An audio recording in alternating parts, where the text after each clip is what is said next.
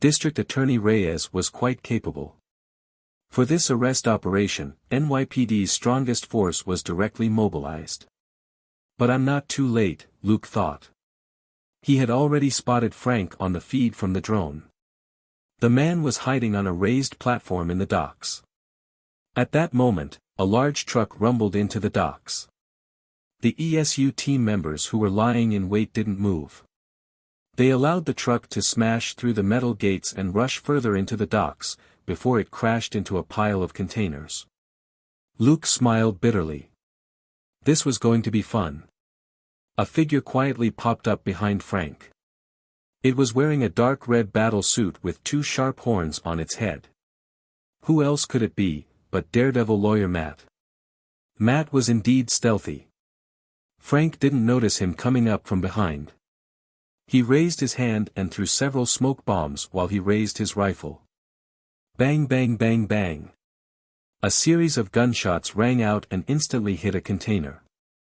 The ESU members who were retreating with Grote behind the container immediately stopped and ducked down.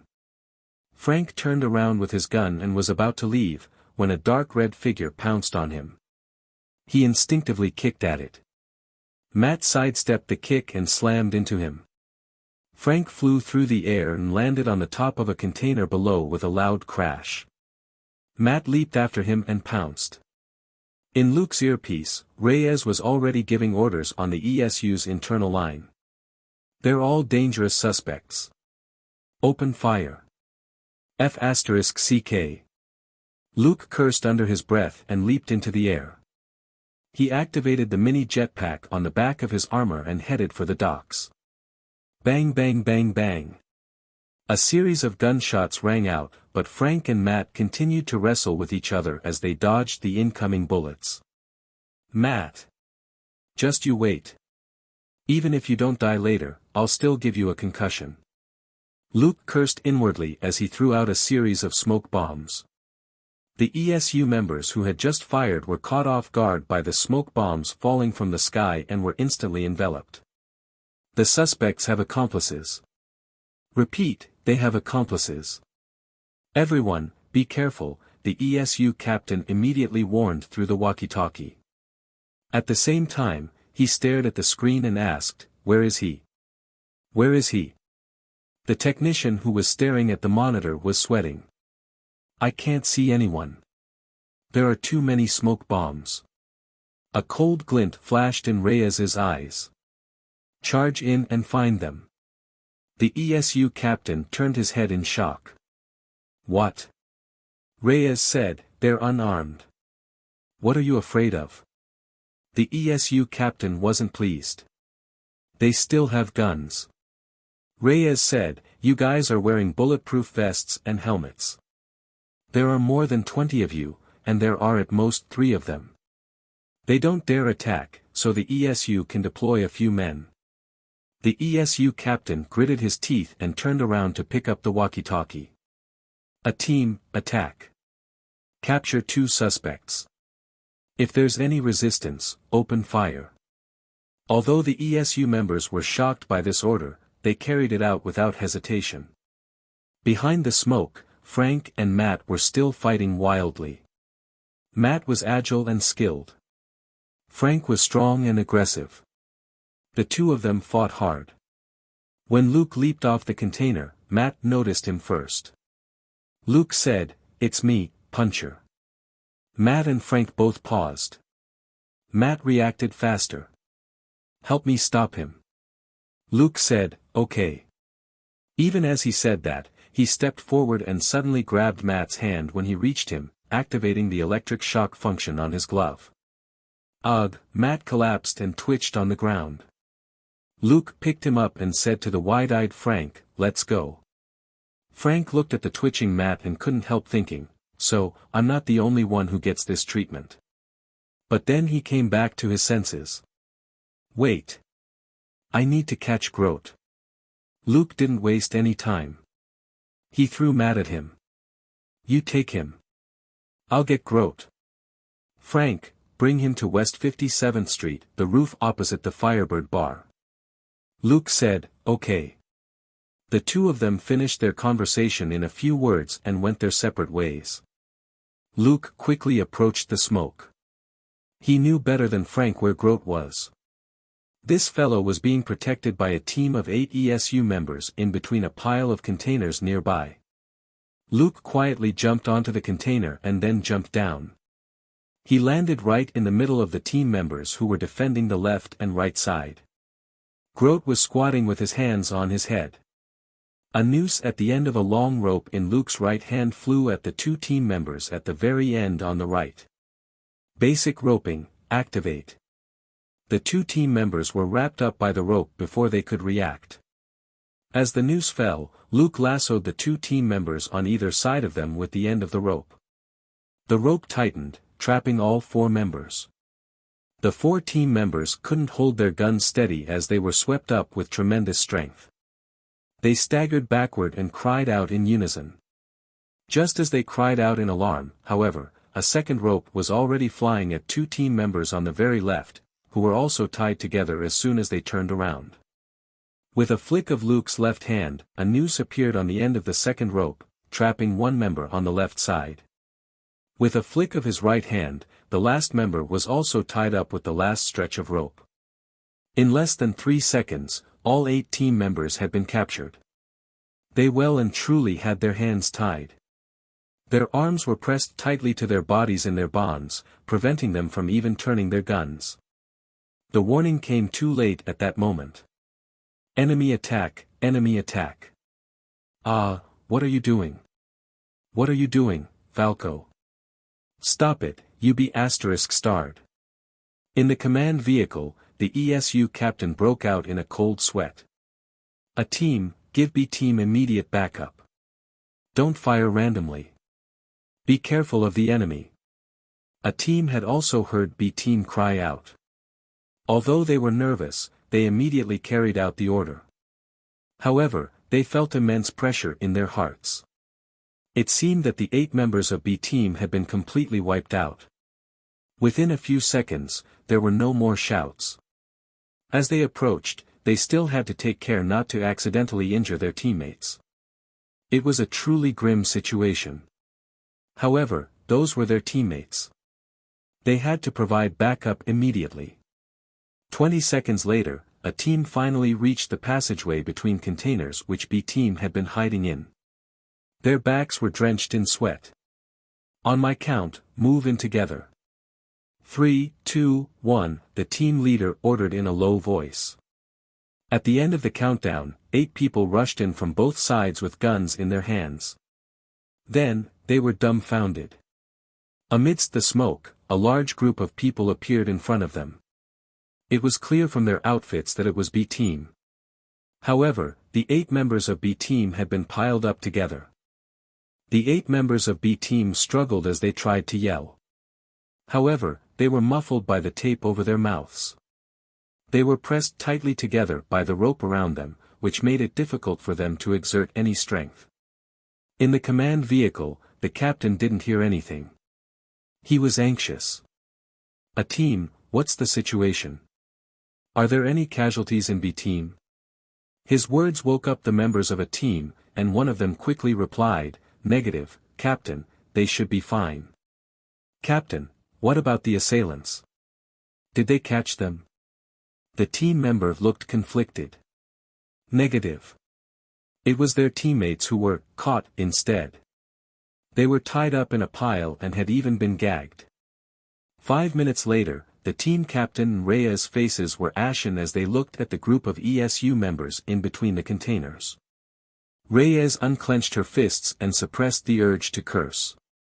She looked coldly at the ESU captain beside her and said, "If all ESU members are at this level, I really suggest that you guys go back to the police academy." With that, she turned around and left. Behind her, the ESU captain looked extremely embarrassed, but he couldn't say anything to refute her. In front of him, only half of the 8 members of B team were up. The other 4 were still lying down. The rope around them was extremely strange. Cutting it once didn't necessarily allow them to escape. They had to cut it several times. However, the rope wasn't thin, and was a little difficult to cut through.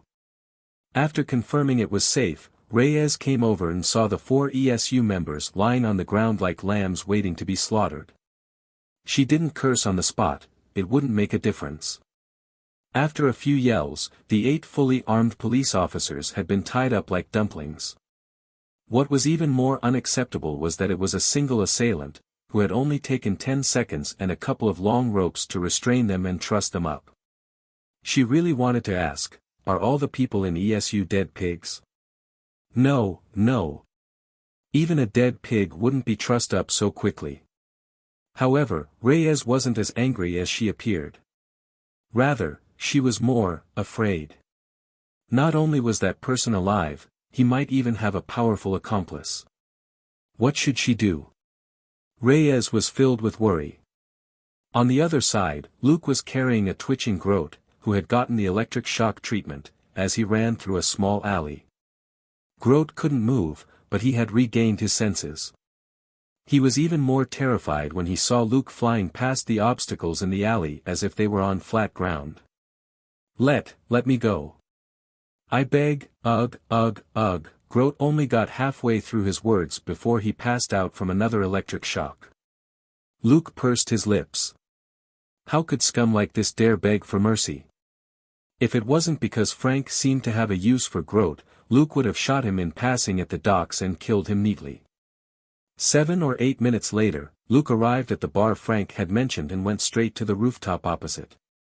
Frank had driven a car back, arriving 2 minutes earlier than Luke, and was now tying Matt up. He was using chains, however, as he tied Matt to a pipe on the roof. When he saw Luke return with Groat, he simply nodded and began to pack up his equipment. Luke surveyed the large boxes covered by canvas on the roof, all of which contained guns and ammo. He couldn't help but ask, what are you going to do with so many weapons? Frank said, the Firebird bar across the street is an important den for the dogs of hell. Luke said helplessly, do you have to cause such a big fuss? Besides, didn't I say that I would help you look into it? Why did you risk going to the docks tonight? Frank said nothing as he continued fiddling with his rifle. Luke thought for a moment, then walked over to Matt. He's awake. Don't you have anything to say to him? Matt shook his head and looked up at him. Puncher, you're with him. Luke shook his head. I'm just helping him out for the moment. Matt said angrily, you actually helped him with the massacre. Those are all living beings. Luke said, I never met him before this. I just saved the 2 of you tonight to prevent him from being silenced and getting you dragged into it. Matt froze. Silenced? Luke turned to Frank and said, Samantha Reyes was the mastermind behind that operation, and she was also the one who wiped clean the files. So, it's possible that she wanted to use the ESU to kill you tonight and make that incident disappear completely. Frank paused. Got it. He then started checking his firearms again. Matt was confused. What's going on? Luke was still looking at Frank. Do you want to tell him, or should I? Frank remained silent with a cold face. Luke knew that it was tacit permission, so he turned around and told Matt what happened in the park over a year ago. Matt was stunned for a long moment before he spoke. But you can't just kill indiscriminately like that, right? You can go through legal channels. Frank sneered. Naive. There won't be an investigation. If an investigation is carried out, Reyes would be held accountable for the operation, and so would her subordinates. Luke shook his head. Also, more than 80 gangsters in the park opened fire that day before they ran away. There's no way to check whether they were the ones who dragged civilians into it. At that point, he gestured at Frank. Either he gets rid of those B***stards in one go, or he lets the person who murdered his wife and children get away scot-free. Matt's mouth dropped open, and for a moment, he didn't know what to say. This was reality. Although not all of those 80-plus gangsters would have shot at Frank's family, they were all participants. It was the big fight between them that had killed Frank's family. It didn't really matter who the actual murderer was, they were all murderers who had caused this tragedy. However, the law required evidence. Even the three gangs themselves wouldn't know who had killed Frank's family, let alone the police. Appealing to the law was the same as giving up. The law wasn't omnipotent, and there was no way to give his wife and children justice. Tell Frank to let it go. Matt knew that wasn't likely. A harmonious and beautiful family was instantly reduced to one person. How could anyone let that go? Even Matt himself had only lost his father. Frank, on the other hand, had lost his wife and children in a horrible way. Frank stood up, walked over to Grote, and kicked him in the thigh. Grote screamed. He was already awake. However, Luke had already tied his hands and feet with rope, so he could only struggle on the ground. Matt couldn't help himself. What are you doing? He just steals cars and peddles some drugs. Frank glanced at him. Really? Frank walked over, grabbed Grote, and punched him in the face. Here, tell our naive little friend what you did on the night of December 20th. Grote shuddered. And no. Frank punched him again. Say it, or I'll kill you like this. Grote's face was covered in blood as he pleaded, I really can't remember. Frank smiled grimly. Is that so? Let me remind you then, Lafayette Street, room 207 on the second floor. Grote's expression changed. No, don't. They're the ones who forced me. There was nothing I could do. Frank punched him again. Then there's nothing I can do either. Grote screamed as he was knocked to the ground again. I don't know. I don't know anything. Frank pulled out the pistol from his waist and aimed it at Grote's head. Then what's the point of you being alive? I'll give you one last chance. Tell him what happened in room 207 on the second floor of Lafayette Street on the night of December 20th. Grote wept bitterly. Don't. I'll talk. They told me to kill a man. He got involved in something he shouldn't have. Frank glanced at Matt and smirked a little. See? This is the regular guy you're talking about. Matt suffered a huge blow, but still said, he should be punished according to the law, and turn himself in. Frank snickered and turned back around. What else? You're not finished yet. Grote hesitated again. Frank stepped on one finger and crushed it. Say it. Grote screamed. And an old lady. She shouldn't have been there. It should only have been the man. She was screaming. I couldn't help it. I couldn't help it. I had to shoot. Matt froze. You. Frank, look, these are scum. They never have any good intentions. Matt said subconsciously, but killing them won't bring the dead back. Frank, yes, but if they're dead, they won't hurt innocent people again. Look at this city, Red. It's full of rot. All this trash. They have no bottom lines. They can kill innocent people for their own needs. Why are you protecting them? Why are you letting those innocent people continue to be hurt and killed by them? Just for that little bit of ridiculous justice in your heart. Dog sh*t. Frank scolded. You come out to beat up these B***stards until they're seriously injured, but you have to wear a mask and don't even dare show your face. I dare. I know what I want to do, and I know what I'm doing. I don't have to wear this fake mask to deceive myself. I've broken the law. What about you? Wearing a mask only proves that you're a coward and running away. You don't dare face this evil world with your real face. You and I, we're just protecting the people of this city in our own way. Beside him, Luke scratched his head. It seemed that he was the one with the most masks here, but he wasn't running away from anything. Frank strode over to Matt and shoved the gun into his hand. Matt's hands weren't tied behind his back. Frank had simply bound his body with the chain. Matt could still shoot with a gun. Frank pulled out another pistol and aimed it at Grote. Now, I'll give you a chance. Choose to be your real self, or keep running away. At the end of the countdown, if you don't kill me first, I'll kill him. 3. Matt struggled. No, you don't have to. It's not worth ruining yourself for someone like that. Frank was unmoved. 2. Grote was scared out of his wits. He struggled and begged, save me, save me. I don't want to die. Matt, no, don't make me. Frank, 1, huh. Just as he was about to pull the trigger, he suddenly felt that his hand was empty. The gun that was pointing at Grote was gone. He turned around and saw Luke standing next to him with a gun in his hand. He weighed the gun in his hand and said, "All right, how old are the two of you? Aren't you tired of playing such games?" As he spoke, he tossed the gun back to Frank. "That's the end of it for today. I'm sending Red home." Frank's mouth moved, but he didn't say anything. Matt was relieved, too. Fortunately, Puncher wasn't completely on the other man's side. Luke crouched down next to him and started to untie him. Not everyone can let go of the past or vengeance for their family. If you can do it, you're a saint.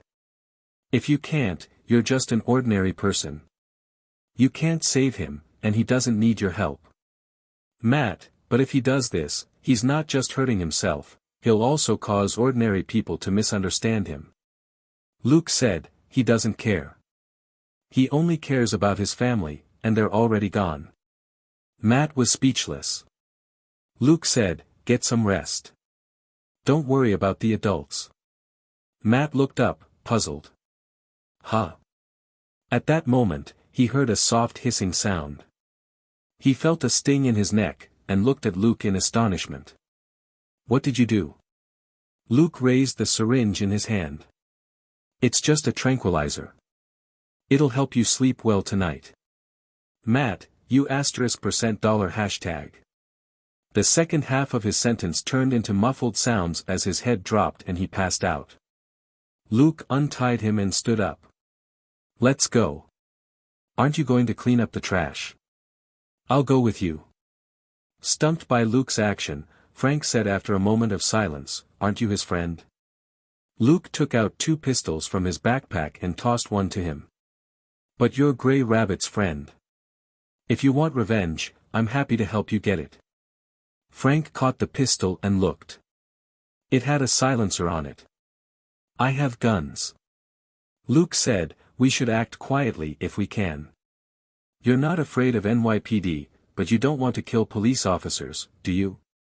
If you carry on like this, you'll be surrounded by NYPD before you're done cleaning up your enemies.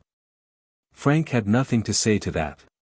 He had almost been besieged by the ESU today, although that was mostly because of Matt's interference. But it was true that Luke had rescued him. Luke handed him another 5 clips. Let's hurry up and finish this in 10 minutes. Frank was stunned. 10 minutes? Luke said, of course. I still have to take Red home. Frank turned to look at Grote. Then this guy. Luke said, let him go. Frank gave him a strange look, which was clearly saying, you're joking.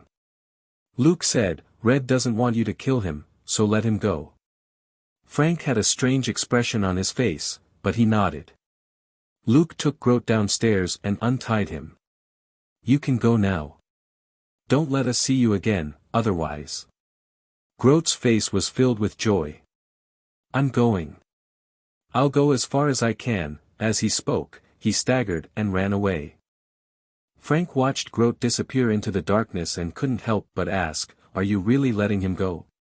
He didn't want to let go of such scum, not to mention that Grote had heard a lot of their conversation. It would be easy for him to spill the beans. Luke glanced at him and said, I'm not interested in arguing with Red about who's right or wrong. Just let him go. I'm a man of my word. Frank frowned. Are you serious? Luke shrugged. I don't want Red to become like us, so there was no need to kill Grote earlier. Frank, people like us? What do you mean by that? As for Grote, Frank didn't really care. He would kill him the next time he encountered him. Luke didn't want to talk about such a petty matter. He took out a side mirror from his backpack and then gave Frank a wireless earpiece. After explaining how to use it, he signaled for the operation to begin. "Leave the unrelated people to me," Luke said. "Got it," Frank said simply. The two of them moved quickly and broke through the main entrance of the Firebird bar. He was in charge of leading the assault, while Luke provided backup. All the targets were marked out on a map project into Luke's lenses, thanks to the mini-drone that had infiltrated earlier. The red dots were the enemy, the yellow dots were unrelated individuals, and the green dot was his teammate. It was similar to the X-ray vision cheat which players used in games. Frank had never played with such high-tech equipment before, but he had used equipment with similar, albeit inferior, functions many times, so he could use Luke's equipment with ease. Ta! Ta! Frank didn't say anything as he rushed through the door, raised his hand, and shot two guards who were smoking lazily inside. The map indicated that his shots were fast and accurate. Luke casually followed behind him and collected the two bodies. It would be too easy to find these two bodies if they were near the door. It was better to put them away first. After entering the door, he locked it with a metal chain.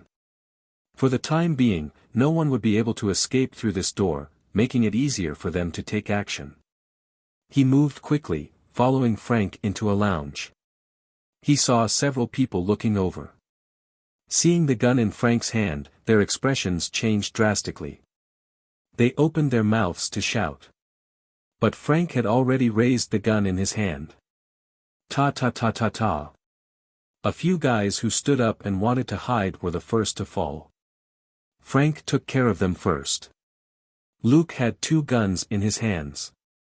They moved at high speed, and the sound of something like a nail gun rang out. Ta ta ta ta ta. The second group of people who wanted to get up were shot in the chest and fell down. The first group had been Frank's handiwork, while Luke took this second group down one by one. Their reflexes couldn't compare with how fast Luke's guns were. Frank didn't hesitate to empty his clip. As he hid in a corner and changed clips, he couldn't help but mutter to himself, "This kid seems much stronger than that weak chicken gray rabbit." As this thought flashed through his mind, he reloaded the gun in his hand and reached out. Ta ta ta ta ta. The three criminals who had been the slowest to stand up and turn around collapsed. No one in the lounge moved anymore. Luke was holding a silencer in one hand, and in the other was a special tranquilizer gun which he used to take down people who didn't belong to the dogs of hell. Most of them passed out before they could even see Luke and Frank clearly.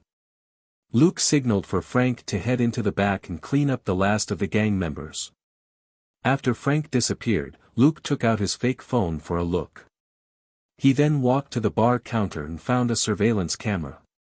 He dismantled it, along with the storage drive, and threw it into his inventory. He then started to clean up the place. All the heavily wounded bandits were shot, and their bodies were put away. He removed the tranquilizers from the unrelated individuals, and left them sleeping where they were.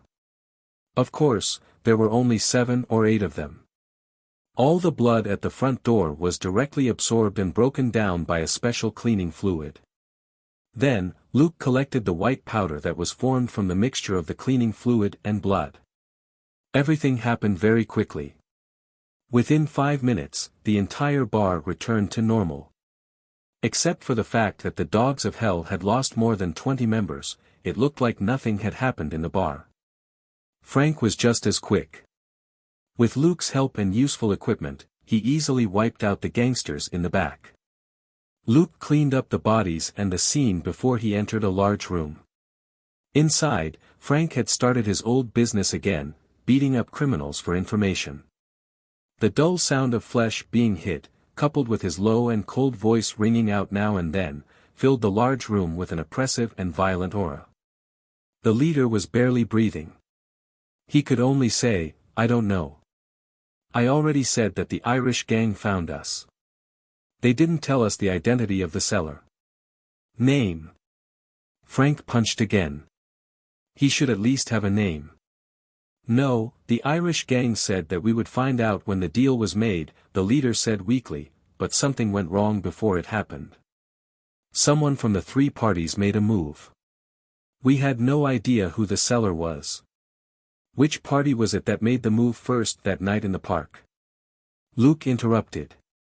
The leader replied, I don't know. We checked after we came back. It wasn't any of our men. However, someone said that it was the Mexican cartel who fired first. Exchanging a look with Frank, Luke raised his hand and gestured for him to go ahead. Frank grabbed the man's head, pressed it against the coffee table, and stomped down. Crack. The man's neck cracked, and the target turned stiff and stopped moving. Let's go, said Frank. Luke said, wait. As he spoke, he walked over to a small fridge and gave it a push. The fridge moved to the side to reveal a safe. Frank frowned. Don't waste time. We don't have a key or a passcode. Give me 20 seconds. Luke had already taken out a tool and stuck it into the keyhole. He jiggled swiftly a few times, and once it was fixed in place, he started to turn the dial. In less than 10 seconds, the safe door opened with a click. Frank, Gray Rabbit taught you? Luke was surprised. He knows how to do this. The corners of Frank's mouth twitched. Yes. In fact, Gray Rabbit wasn't half bad at opening safes, but his luck was pretty bad. The first time he opened a safe, there was only a little money inside, and the other documents it contained had nothing to do with their mission. The second time he tried to steal something in passing, he almost triggered a bomb in the safe. After that, no one dared let him open a safe again. Most of their targets weren't ordinary gangsters. It was normal for them to have bombs in their safes. No one dared let Gray Rabbit demonstrate his skill at opening a safe, for fear that he would send everyone to heaven one day. Because of this, a certain Gray Rabbit was very depressed and said that the heavens weren't giving him a chance to get rich. However, this puncher whom Gray Rabbit had found clearly had better luck. There were more than 30 wads of cash in the safe, as well as a few gold bars and some jewelry. It was at least several $100,000 all up. Luke tossed them into his backpack. We'll split it later. Frank didn't even bother to watch him pack up everything. I'm not interested, he said casually. You can keep it for yourself. Luke said indifferently, I'm not short of money, but rules are rules. If we work together, we should split the spoils. As Frank walked out, he said, then you could have not opened the safe.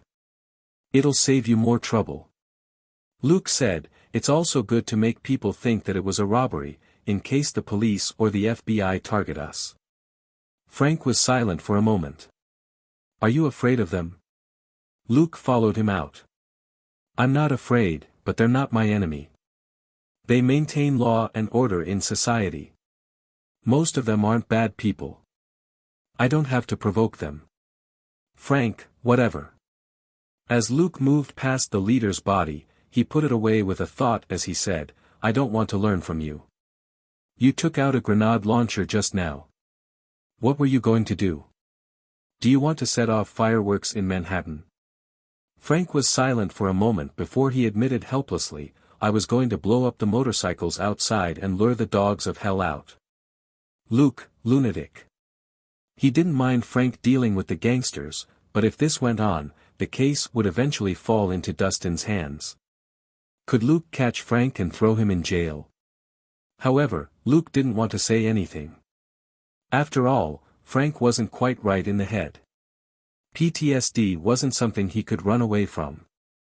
He had been a soldier for many years and carried out countless secret missions.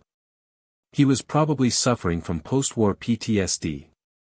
Fortunately, Robert had retired early and moved to a peaceful environment. Catherine had also been by his side for many years to straighten him out, which was why he didn't exhibit many abnormalities. However, they could never keep a dog at home, or Robert wouldn't be able to sleep. Frank's situation was much more serious. If he had been able to continue living with his wife and children after returning to society, and undergone the necessary psychiatric treatment, there was at least the possibility that he would be able to live a normal life. But the gang war ruined everything and instantly destroyed the thing he cherished most. This fellow had yet to turn into a madman who willfully slaughtered the innocent, but it could be said that he had a rigid moral bottom line. Frank was originally a leader who was calm in his thinking and decisive in his actions, but he hadn't investigated the original case, and had just gone after the three gangs. That was because he was afraid to see everything that had happened in the past. He was so afraid that he had never returned home. The home filled with memories was now empty. That would drive him mad. Without an external force, he might continue running until he completely collapsed. Or he could come back to his senses, regroup, and get his revenge on all the murderers. Now, Luke, this external force, had finally appeared.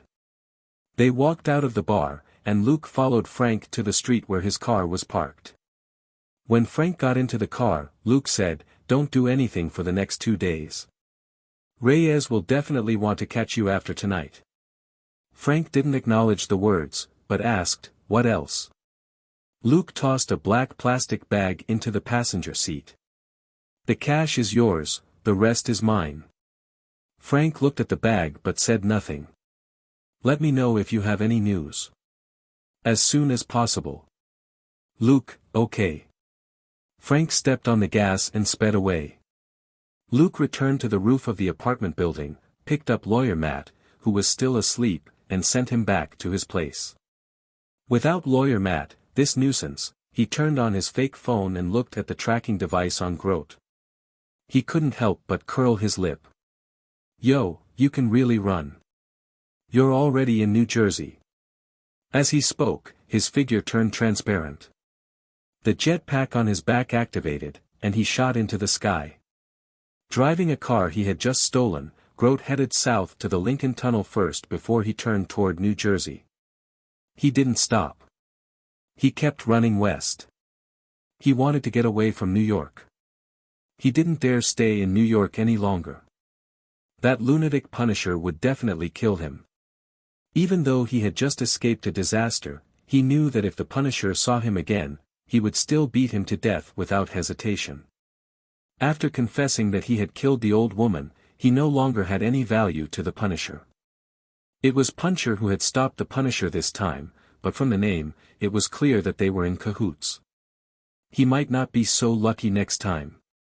Thinking that, Grote drove past Weehawken and entered the sparsely populated Western District. Suddenly, a streak of fire raced over his head from behind and dropped down. Grote instinctively slammed on the brakes. Boom! The car came to a sudden stop. The hood of the car was mostly caved in, and a person wearing a gray hoodie was standing on it. Grote's face turned pale. Puncher.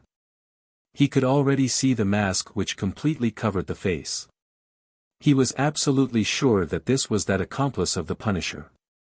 Luke jumped down lightly from the front of the car and walked over to the driver's seat. He punched through the window and grabbed Grote. Horrified, Grote pleaded, wait a minute. You just said you would let me go." Luke tilted his head, as if he was thinking of something. Grote's heart began to burn. What if this person was just like that Red, a good person? He would be able to live. Suddenly, he heard a deep laugh, and his heart turned cold. Luke chuckled and said, "I told you not to let me see you again. Aren't we meeting again now?" Grote finally understood. F***CKU. You were messing with me. A moment later, Grote and his stolen car disappeared from the road. Luke looked up at the sky. "Why, it's already so late. I can still make supper if I hurry back." As soon as he finished speaking, a scooter appeared in front of him. The scooter puttered home. The night sky was as dark as ink, but there was one less scum, and the world was a slightly better place for it. The next day, Luke and Selena went to the lab in Nassau County. Luke hadn't been in the lab long enough to officially start work when Jenny called. "You in the lab?" Luke smiled. Oh, are you spying on me? Jenny snorted. I saw your car drive past the office window. Must I pretend that I don't recognize your car? Luke pursed his lips. Jenny's office was on the 18th floor, and she could tell that the car on the road was his. However, he still said, I'm sorry, my mistake. Did you need something? Jenny sighed helplessly.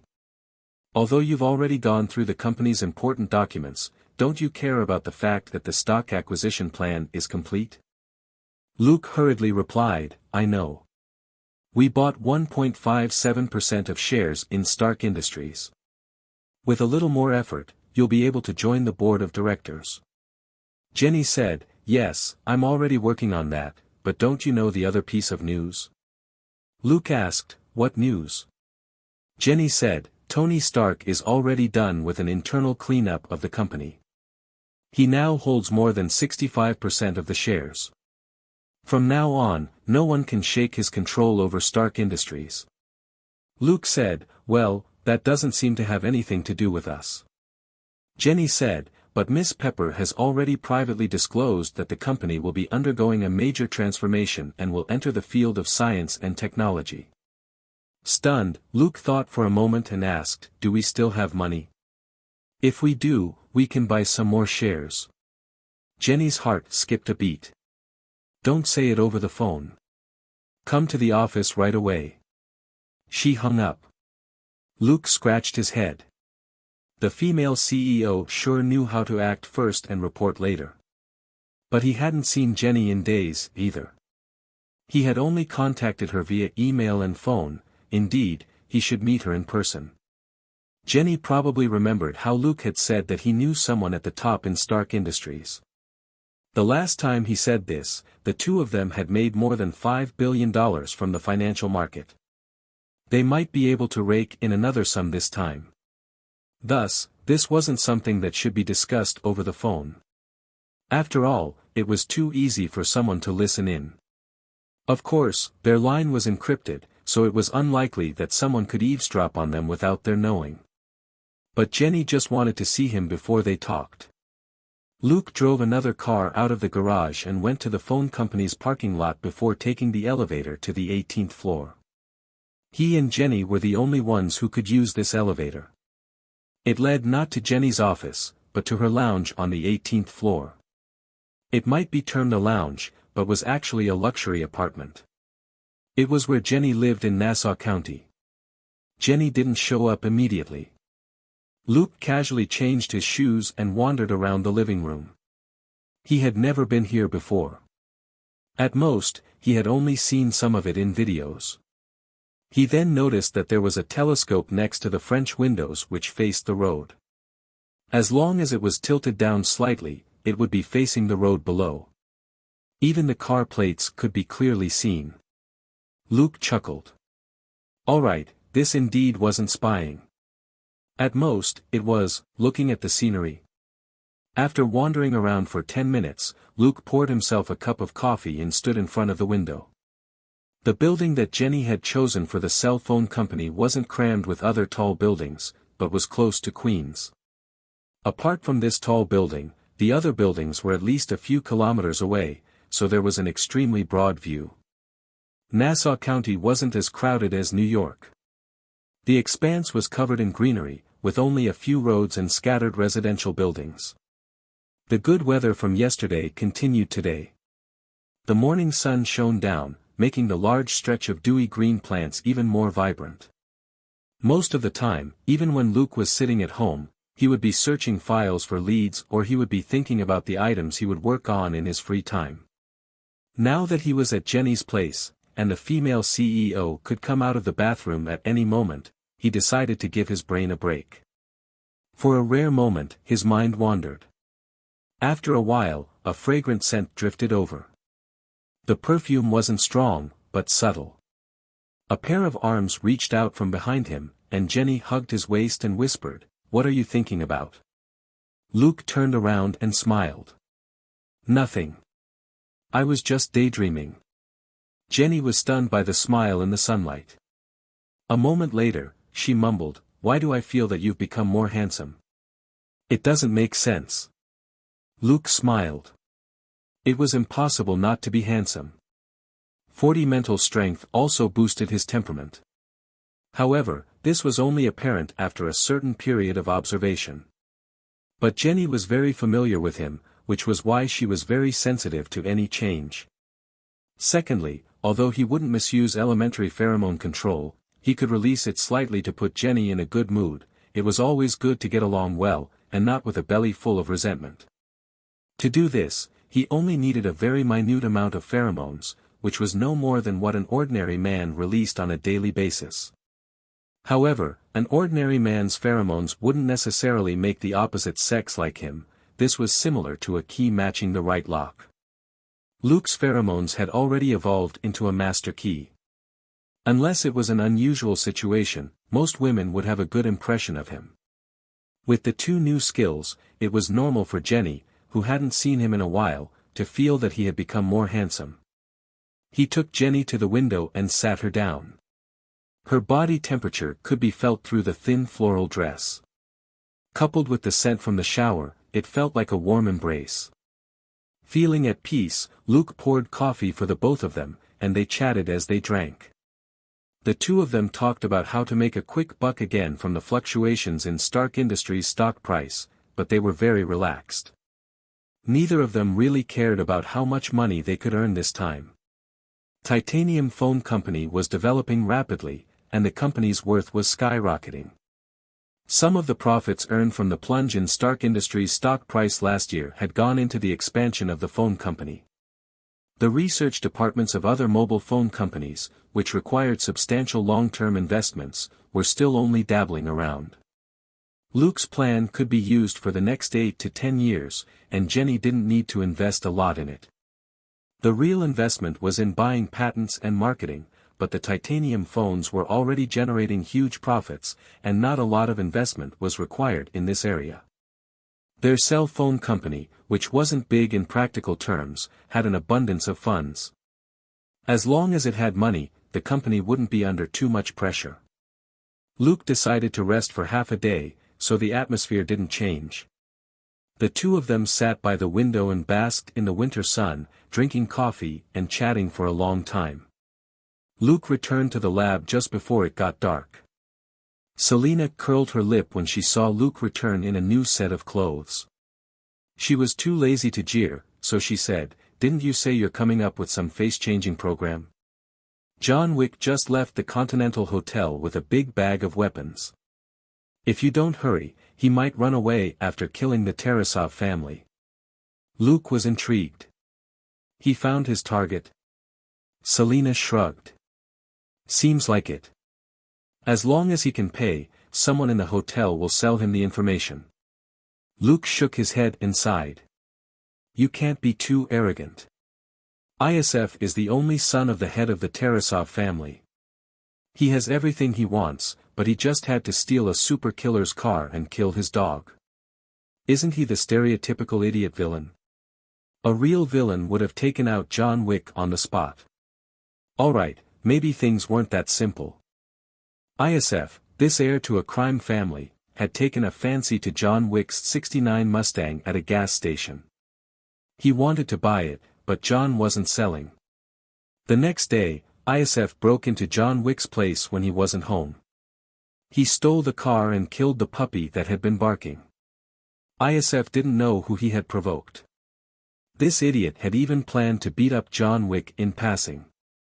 John Wick had been fully retired for 4 years, and had always led a peaceful life since. Who would have thought that all of a sudden, an idiot would break into his house one day, steal his car, and kill his dog? Looking at the surveillance footage, John could see who had stolen his car and killed his dog. This car was one of his few possessions. That dog was his last gift from his dead wife. John Wick didn't hesitate. He wanted to kill this guy. John decisively refused to negotiate with the head of the Tarasov family, leading to an irreconcilable conflict. ISF was the son of the head of the Tarasov family. As a father, the latter couldn't watch his son die. A bloody battle had just begun. This was all information which Luke and Selena had been collecting from various sources over the past few days. John Wick and Tarasov had caused such a huge ruckus that the reason for it had already spread, and wasn't difficult to find out. Many gangs were waiting to watch a good show, and most of them were hoping that the Tarasov family would suffer. New York was huge but also very small at the same time. It was much more beneficial for someone in the same trade to die rather than a hitman. Wait a little longer. Whether John Wick died or he turned the Tarasov family upside down, it was the perfect opportunity. However, it was best if there was a buffer period for Luke's face-changing program. Thinking that, Luke said, "I'm almost done with the preparations. I'm just waiting for a suitable opportunity. There's no hurry. By the way, where's Reyes?" Selena said, "Her phone shows that she's still in the DA's office." Luke thought for a moment before he said, "Then, take Gold Nugget with you and go to John Wick's location. If he dies, get his body out of there. If he's still alive, just watch." Selena nodded. "What about you?" Luke said, "I'll see if I can talk to District Attorney Reyes alone. I need to at least figure out what role she played in the battle at the park. If the main instigator behind the deaths of Frank's family was District Attorney Reyes, then she was a dead woman. Frank would never let her go. Frank had been crazy and ruthless during this revenge operation, but he did have a bottom line. He had killed many times without harming any police officer. Even at the docks, he had only used smoke grenades, and only opened fire as a deterrent. If he really wanted to kill someone, all he had to do was replace the smoke grenades with explosives, which would take out at least half of the ESU team. It could be said that Reyes was still alive thanks to her identity as the district attorney. As for those gang members who broke the law, they were even lower than ants to Frank, and he killed them all.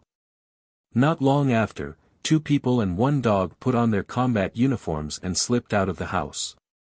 Luke wasn't wearing the V outfit that had been trending recently, and Selena wasn't wearing her second-generation beast armor. They were all wearing new, unremarkable-looking combat uniforms. The main functions were to turn invisible and conceal body temperature, sound, and smell. They were most suitable for reconnaissance and hiding. Gold Nugget had never revealed its dog face to anyone. It would continue to hide as it continued to wear the upgraded Hellhound camouflage. It was the easiest thing to handle. Sometimes, dogs were easier to deal with than humans. At 9 in the evening, Luke made a stealthy return. Selena and Gold Nugget were 20 minutes behind him. Luke asked, "Did you watch the show?" As Selena removed her uniform, she asked, "Any news from NYPD?" Unless it was a special situation, the two of them didn't keep their communication line open when they operated separately, to avoid being discovered. Selena had watched the show, and hadn't broadcasted it live. Luke didn't turn his head as he continued to fiddle with the item in his hand. There was an explosion in a warehouse on the outskirts of Brooklyn. "You were there, it definitely wasn't a small incident." Selena put her uniform into the locker and started cleaning. The handsome fellow in a suit charged into the warehouse and killed more than 20 of ISF's bodyguards. ISF didn't even get to finish his sentence before he was shot in the head. "That man's too blunt." Luke finally turned around and asked with great interest, "What did ISF want to say at the end?" Selena grabbed the t-shirt which Gold Nugget had brought over and put it on. He was probably going to say, "It's just a dog." Unfortunately, he couldn't even finish the word dog. "I see you have a deep impression of John Wick." Luke chuckled, and turned to her. He looked at the thing in his hand for a moment, then stuck it on his face. After a few seconds, he turned around. "Look, what's different?" Looking at his face, Selena paused for a moment, then scowled. "Turn around. Don't use that face to look at me when I'm changing." "Fine, my bad." Luke shrugged and turned back around. After a few seconds, Selena said, "All right, turn around." Luke did as he was told. Selena stared at his face and stepped forward to examine him. Well, at first glance, you don't look any different from John Wick. Gold Nugget joined in curiously and immediately began to whine. Selena said, "It said that your smell hasn't changed." Luke said, "I'll wear a close-fitting combat suit to block my scent and release another one." Selena circled him a few times before she finally nodded. "There's not much difference. At most, there are some abrasions on his face. I'll improve on the loopholes bit by bit. For the time being, as long as I don't get hit in the face, I won't be exposed." Luke stroked his beard, satisfied that he finally had a beard to rub. Selena pursed her lips. "All right. You can have little snail." "No, the AI program here is Sponge. Let it do the analysis for you to ensure that it looks exactly the same. Hurry up and change your face back. Seeing you with a beard is just wrong. It's not like I wanted a pretty boy face." Feeling helpless, Luke touched his neck and ordered, "Deactivate the 1,000 Faces system." John Wick's face rippled a few times before it turned into a translucent mask which Luke took off. Selena found it strange. "Can't you turn it directly into your own face, so you don't have to take it off?" Luke said helplessly, "Right now it can only be considered a single face, it can only turn into one face." Selena was stunned. "Then why did you call it 1,000 Faces?" Luke said, "Everyone should have dreams, who knows, they might come true someday." This so-called 1,000 Faces mask was made from nanotechnology, which came from Stark. After creating the suitcase version of Mark V's battle armor, the tycoon already had some ideas for a nanosuit. However, his nanotechnology was still a little too crude, far from the requirements to make a nanosuit. Hence, the tycoon hadn't delved deeper into this idea. However, Luke wasn't wearing a uniform with complicated functions. He just wanted to change his face. If the technology for the nanosuit was the product of a PhD academic, then the nanomask was at most a handicraft by a primary school student. That was why Luke was able to put this experimental product together so quickly. This nanomask could simulate a high-quality face. It wasn't adverse to water or friction, and wouldn't come off. The only weakness was that it was a little sensitive to electricity. It could only store one fixed model of a face, which meant that the mask could only produce a fixed face. When the technology improved in the future, it could store more models and complete multiple switching operations. As for the 1,000 faces that Luke was looking forward to, there would no longer be a limit to the number of face models. It would even be able to scan faces on the spot and change into them instantly. This was all for the future. For now, a single mask was already very useful, and might be used for a long time. Because Luke had an inventory, it was a small matter to prepare a few masks in advance. It was safer and more convenient than using makeup to change his appearance. In addition, the complete 1,000 Faces system would actually include armor, and the size could also be modified. However, due to limitations in the technology, Luke only had the face, and couldn't even put together a trial version of the armor. For now, he had to rely on his previous methods to change his size. Thus, there weren't a lot of faces he could use. He could only go deeper and gradually perfect the system in the future. By then, there would be many ways to play the game. For example, if Selena transformed into him, he could disappear for a day or two. They only went to the police station once every 2 or 3 days, and Selena didn't have to show up with him. Selena could then use his face one day and her own the day after to create the illusion that they were both in New York. After they arrived in New York, they had started doing more things on their own compared with in Los Angeles. For example, Luke went to familiarize himself with the terrain while Selena went shopping. Going out alone wouldn't arouse suspicion easily. The job of a detective was still the most suitable for both of them. Not only were they able to officially look for all kinds of information without arousing suspicion, they also didn't have to go to work and get off work at a fixed time. Their time was flexible, and they could arrange it however they liked. In the future, Luke could use a fake identity to earn experience and credit points in other places while he appeared to be in New York on the surface. No matter how amazing data analysis was, it would be impossible to connect him to major events and arouse suspicion. As he was thinking this, Luke asked Selena casually, "By the way, is there anyone's face that you want for your mask? Even a celebrity's face is possible." Selena rolled her eyes. "I want your face." Luke said with a smile, "That's already included. What else would you like?" Selena hesitated. She really hadn't considered it. Looking at her, Luke could only guide her patiently. "First of all, it has to be beautiful, right?" Selena raised an eyebrow. "Who wants an ugly one? Why is your first mask of John Wick and not Foggy? Don't tell me you've never thought about it." Oblivious to the woman's silent criticism, Luke asked, "Secondly, what type? It would be better if it isn't Latin American. How about African American?" Selena frowned. "African American?" Luke said, "It's not like I'll prepare just one for you. I have my own African American alias and a lot of others." That alias was called White Wolf, and the public even called him the Angel of Judgment. How handsome was that, for an African American to be able to become an angel? He murmured inwardly. Selena agreed. "All right. Just design one for me. I don't have any other requests." Luke was amused when he heard this, and he worked on the computer for a bit. "How about this?" Selena looked at the real life-sized 3D projection in front of her. After examining it for a moment, she nodded and said, "This is fine, but this hair, can it be longer?"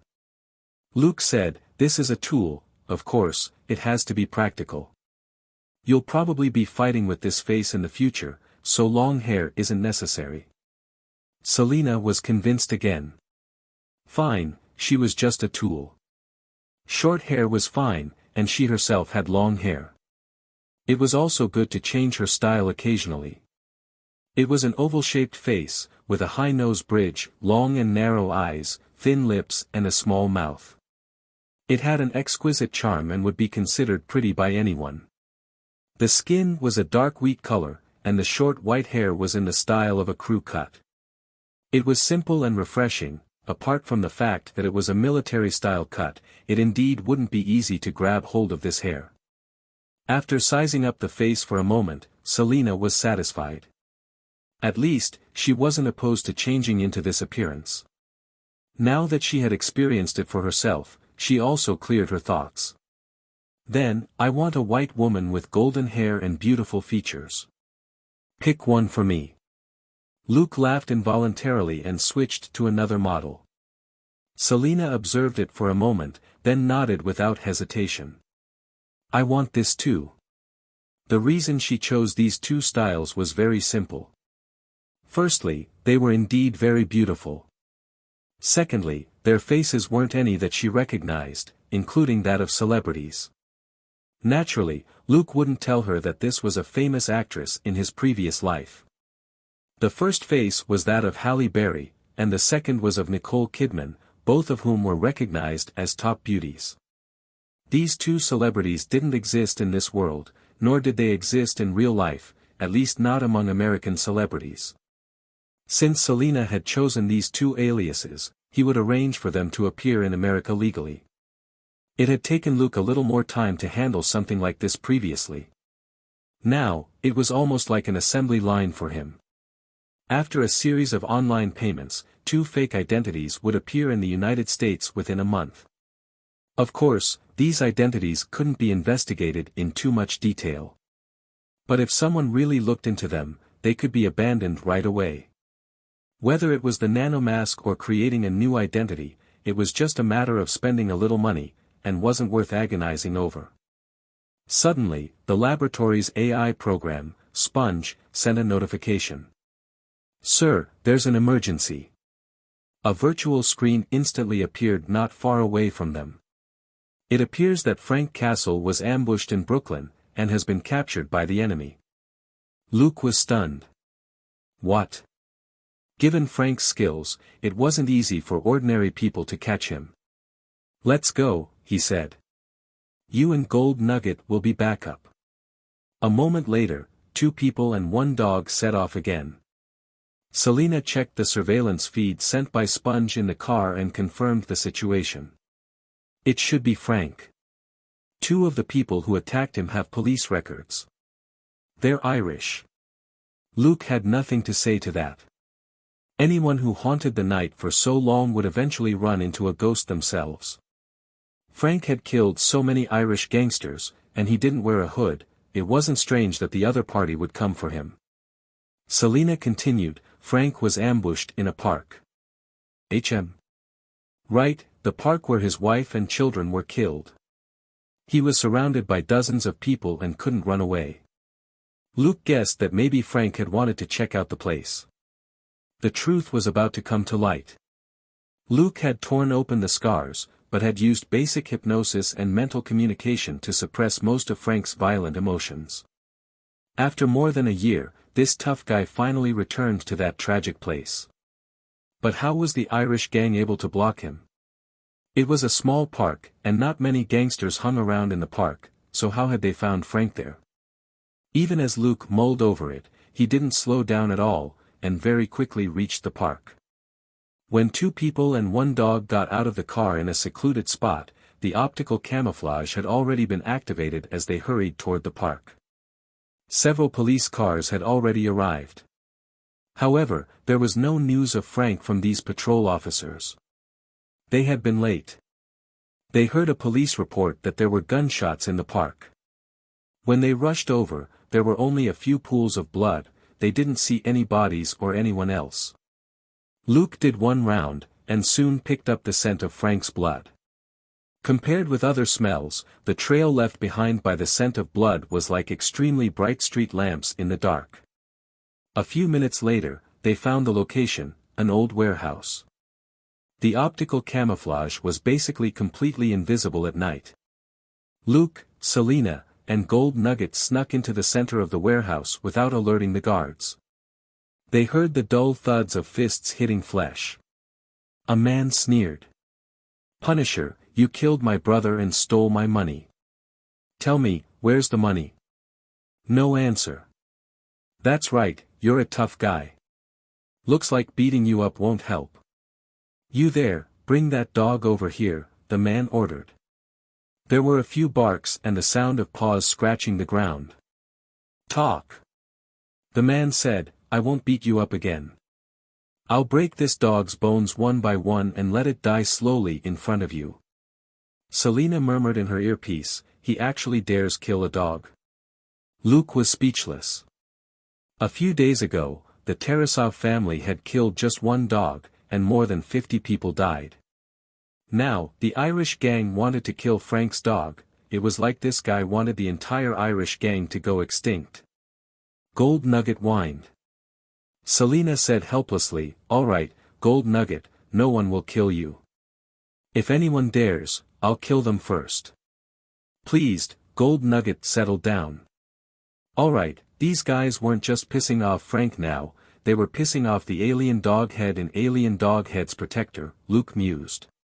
He said casually, "Start at the front entrance and clean up the guards.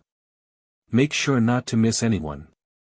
Selina nodded and left quietly. Below, the man who was obviously the leader was already very impatient. He nodded at the man beside the dog. One of the criminals raised the stick in his hand, but didn't swing it down yet. He wanted to use it to pressure Frank. Frank's face was covered in blood as his bound body struggled. "Wait, I'll talk." "Stop." The leader raised his hand and smiled in satisfaction. "Where's my money?" "Frank, West 45th Street, in the parking lot behind a small Chinese supermarket." The leader nodded in satisfaction. "You better not be lying, or your dog's dead." Frank glared at him but said nothing. He slowly twisted his bound hands. He was already prepared to dislocate his thumbs so that he could slip out of his bonds. If it wasn't for the 2 criminals behind him, it would have been a lot easier to break free.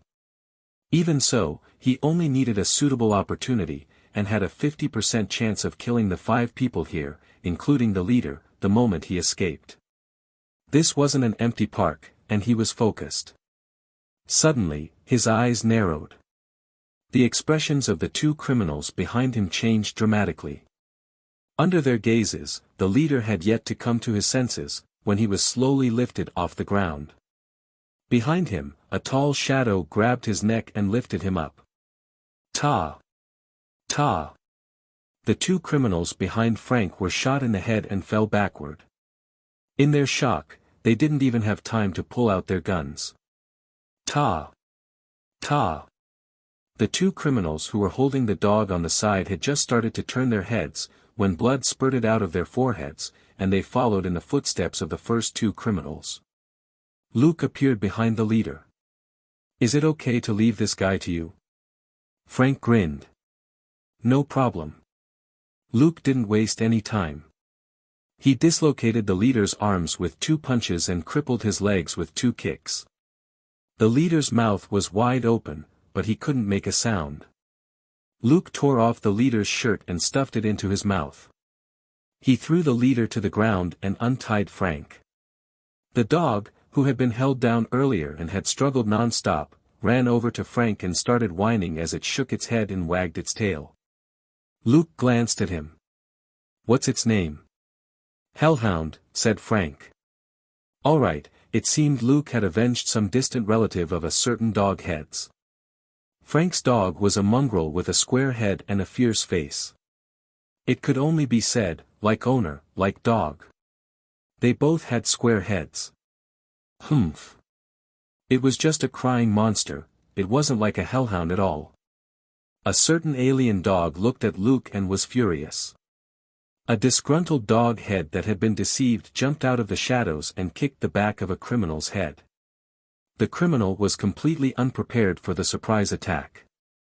His eyes turned black and he was knocked unconscious. Blood oozed out of his mouth and nose as a certain dog head took out its anger on him. After Frank was untied, he picked up the leader squirming on the ground and chucked him into a chair. Luke simply said, "It's best if you get some useful information out of him. I'll clean up the people outside." Frank cracked his neck, and a sinister smile appeared on his blood-stained face. "No problem. I have professional interrogation methods." Still worried, Luke said, "Don't be too loud." Frank wasn't a gentleman. The guards outside hadn't been cleared up yet, and the ghost butcher wasn't in the habit of letting his opponent get off a shot. Frank flexed his wrists.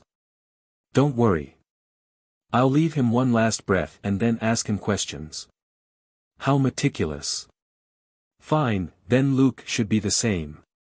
Satisfied, he took out plastic bags and wrapped them around the 4 criminals' heads so that he wouldn't leave bloodstains behind, before he dragged them by their legs out of the warehouse. Frank's cold voice echoed in the warehouse behind him. "You said you wanted to burn my eyeballs. Don't worry, I won't be so direct. Look at your hands. They're stained with my blood. Come, let me wash them for you." Whoosh! Whoosh! Whoosh! The sound of a butane torch rang out. The boss of the Irish gang let out a series of screams, which were muffled by the shirt in his mouth. Luke contacted Selena. She and Gold Nugget had knocked out the guards in front of the warehouse. Luke told her and Gold Nugget to pack up and go home while he pushed back and killed the guards on the perimeter. He didn't want to force Selena to kill someone. Killing someone on a private assignment could easily trigger psychological problems. Gold Nugget didn't have any psychological issues, but Luke didn't want it to develop a habit of guileless killing. Unless it was a special situation, it wasn't allowed to kill. It was still better for him to wrap things up himself. It had been about 20 minutes since everything was packed up. Luke walked back into the warehouse and saw Frank interrogating the boss. The shirt was gone from the boss's mouth, but his voice was hoarse, and he had no strength to shout. Luke returned without interrupting Frank and allowed him to continue. Not only did this idiot boss attack Frank, he even threatened to kill his dog. There were some dogs you couldn't touch. John Wick was in the front, and Frank Castle wasn't far behind. After this, there wouldn't be many survivors of the Irish gang left. At the very beginning, Frank had killed 7 or 8 of them. Then, 15 had been taken down in one go a few days ago. Today, 27 more had died in this warehouse. More than 50 people had died, including the 2 bosses. Luke had crippled the former boss's hands and turned him into Swiss cheese. The current boss was the one in front of him. He was also the brother of the former boss. When his younger brother died, he took advantage of the situation to take over. In the end, he had only sat in this position as leader for a few days before he was sent off to accompany his younger brother. It could be said he was an expert at courting death. After another 10 minutes or so, Frank ended the interrogation and raised his gun. Pa! The boss of the Irish gang had a hole in his head. Only then did Frank breathe heavily and lean against the table. He was badly injured from the interrogation just now. These Irish gang members hadn't planned to let him live. He had broken 4 or 5 ribs, and a concussion was inevitable. Now that he had killed the other party, the savagery in his chest had eased a little.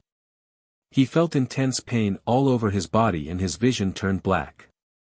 Luke helped him lie down on the table. I'll treat your wounds and get you out of here. You should rest first.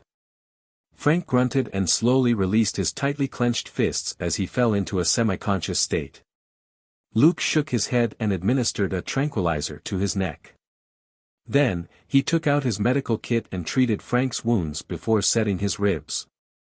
If it wasn't for his injuries, Frank would have given the leader a good beating. It wasn't his style to use a butane torch. After dealing with Frank's injuries, Luke cleaned up the center of the warehouse and took Frank to an old car which belonged to the Irish gang. He then sent Frank to the nearest safe house. It was late by the time he returned to the lab. Selena was watching a video. It was a recording of Frank interrogating the new boss of the Irish gang. There was no need to waste time asking about it. After washing up, Luke came out refreshed, and asked, how did they find Frank? He was rather puzzled about this.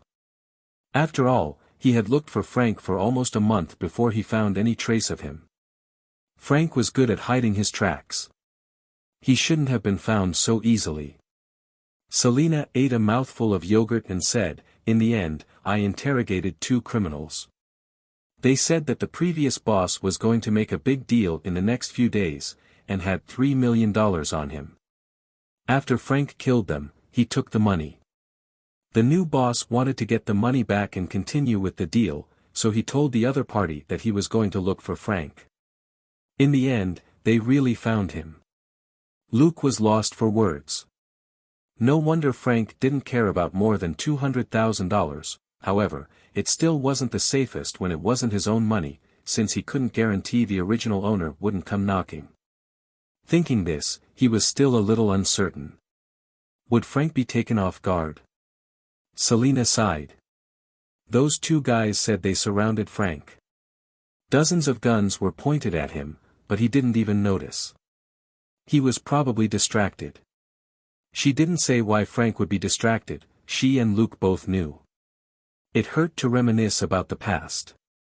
In the face of the tragic deaths of his wife and children, this man with steel-like willpower couldn't remain vigilant.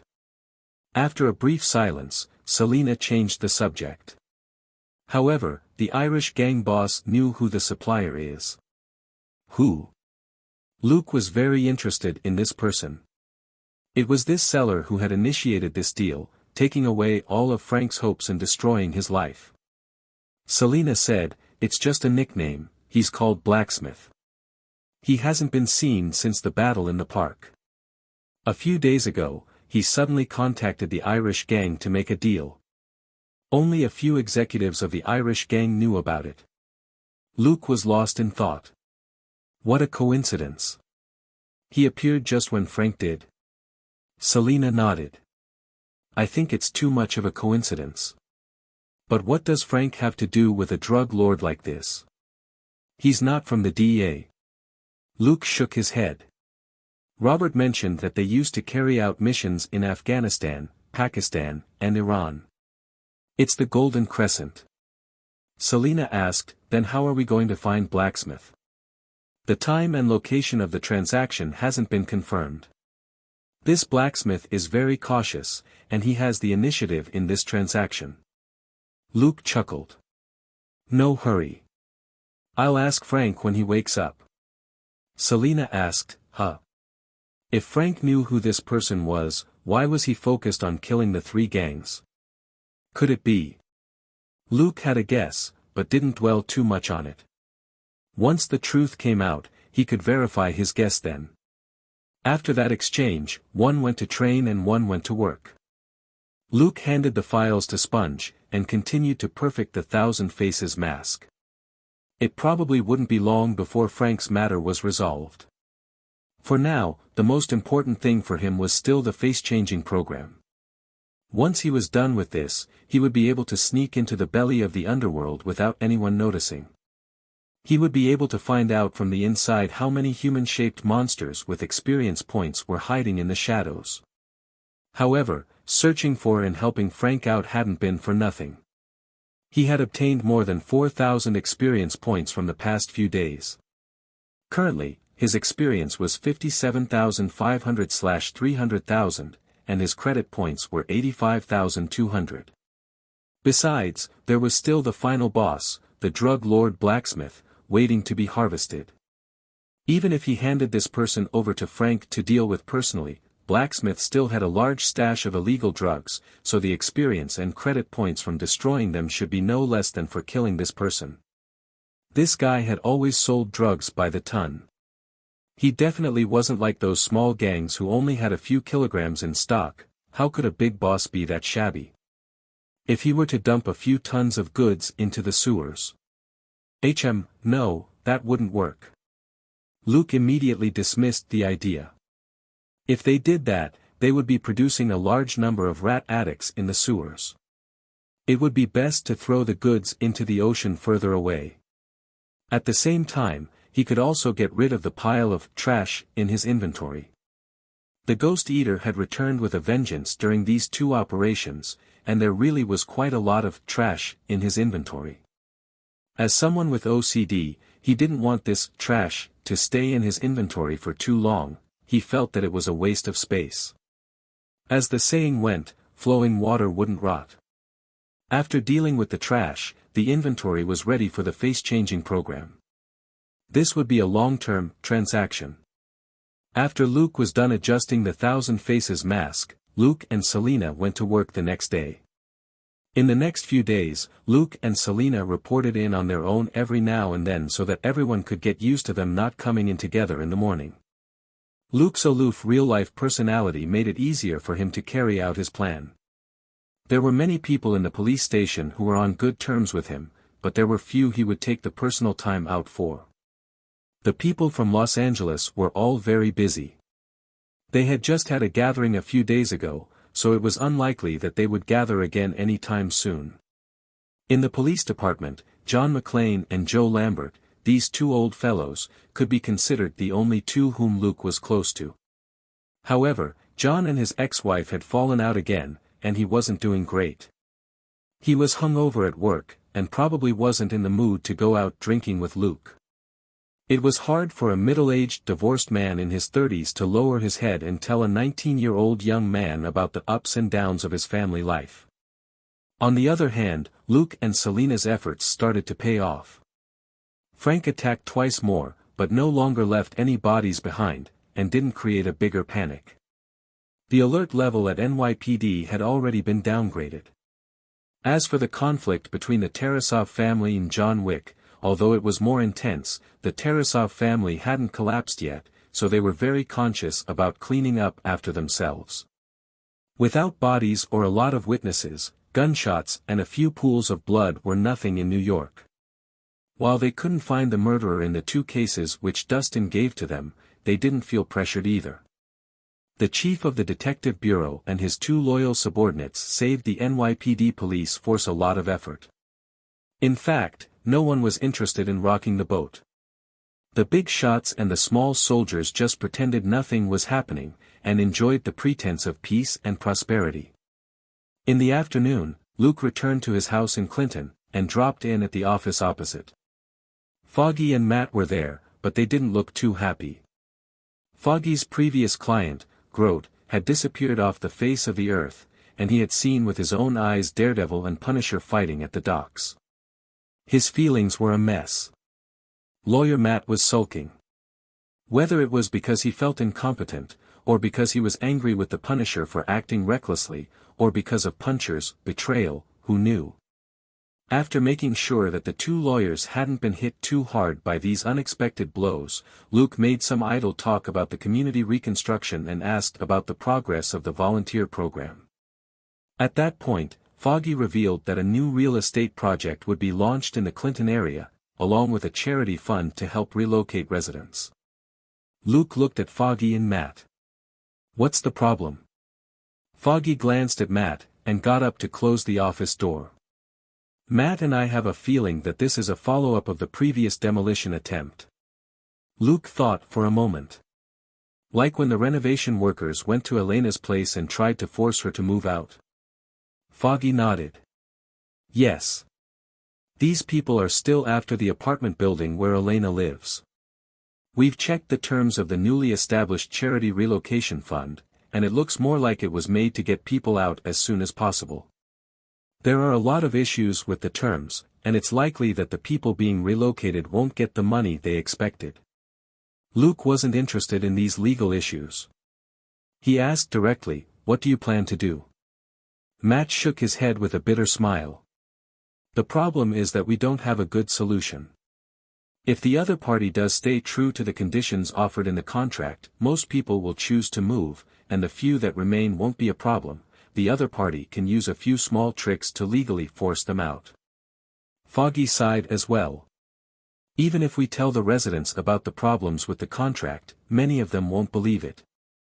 After all, they can get more than $100,000 for moving out, even if there's a risk that the amount might be a little less. It's tempting." Luke spread his hands. "You're the professionals here. I can't help much. Try your best to help them fight for better conditions." The two lawyers could only go with this suggestion. They didn't actually have much hope that Luke could help them with this problem when they told him about it, and were just giving him a heads up in relation to the community reconstruction program. When they went downstairs, Selina asked, "Are you really not going to do anything about it?" Luke said, "Ask Little Snail to check the company's background. If there's an issue, tell Foggy and Matt. We can't stop the residents who want to make a quick buck. As long as Foggy and Matt continue to focus on the present and not the future, and ensure that the money's in the bag, whoever wants to move can do so. This isn't a great place to begin with." Selina suddenly had a thought. "Do you think there's treasure under the apartment building? Like a vault full of gold left behind from World War II, like in the movies?" Luke glanced at her. "Girl, your brain muscles are getting a workout." Selina was stunned. "Brain muscles, what?" Luke chuckled. "I'm admiring your strength. Your muscles have grown into your head." Realization dawned on Selina, and she spat at him. "You're the one with just muscles in your head. You're covered in muscles all over." "No, that's more like a compliment." Luke smiled, but didn't say anything. He was a real muscleman. He wasn't any smaller than Selina under his t-shirt. "Not convinced?" "Bite me." That night, Luke met Frank to trade information with him. Luke probably knew everything Frank knew. What Luke knew, Frank might not know. A hypnotized District Attorney Reyes had confessed her plan, and Luke didn't withhold anything from Frank. Frank fell silent. Luke didn't say anything. Was it revenge? How? How could it be considered revenge? There were countless ways to answer these questions. There was no doubt that Reyes wasn't a good person. When she had planned to capture the three parties involved in the chaotic battle in the park, she hadn't thought about how she might implicate civilians. Things hadn't gone the way she planned, which could hinder her attempt to enter politics. That was the last thing she wanted. What a pity that because of her wild ambitions and greed, she jumped the gun. She was worried that the three parties would be alerted and cancel the transaction, so she didn't have the civilians evacuated before she took action. Whether or not the three parties were alerted after that, if she had evacuated the civilians ahead of time, the tragedy with Frank's family could have been avoided. Looking at it this way, it seemed like she was the cause of the deaths of Frank's family. The truth was that this incident couldn't be judged so simply. It was a matter of course for the police to catch criminals. Civilians getting caught up in the danger while the police were catching criminals was an unavoidable problem for the entire U.S. police force. The difference was to what degree. In a gunfight between the police and criminals, civilians could be accidentally injured at any time. Did that mean that the police didn't deserve to carry guns? That was obviously impossible. Reyes had made a serious mistake in this matter, but not to the point that she deserved death. If she did, then there were more felons who deserved death more than she did. Frank's expression went through several changes for a while, and he didn't seem to settle on any one thought.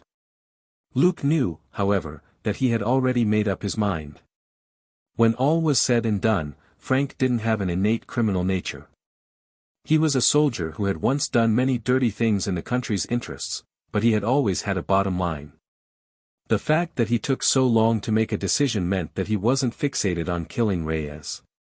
Luke's rough guess was that Frank probably didn't care that Reyes tried to kill him. It mainly had to do with the fact that she wasn't directly responsible for the deaths of Frank's family. That was the real reason Frank hesitated.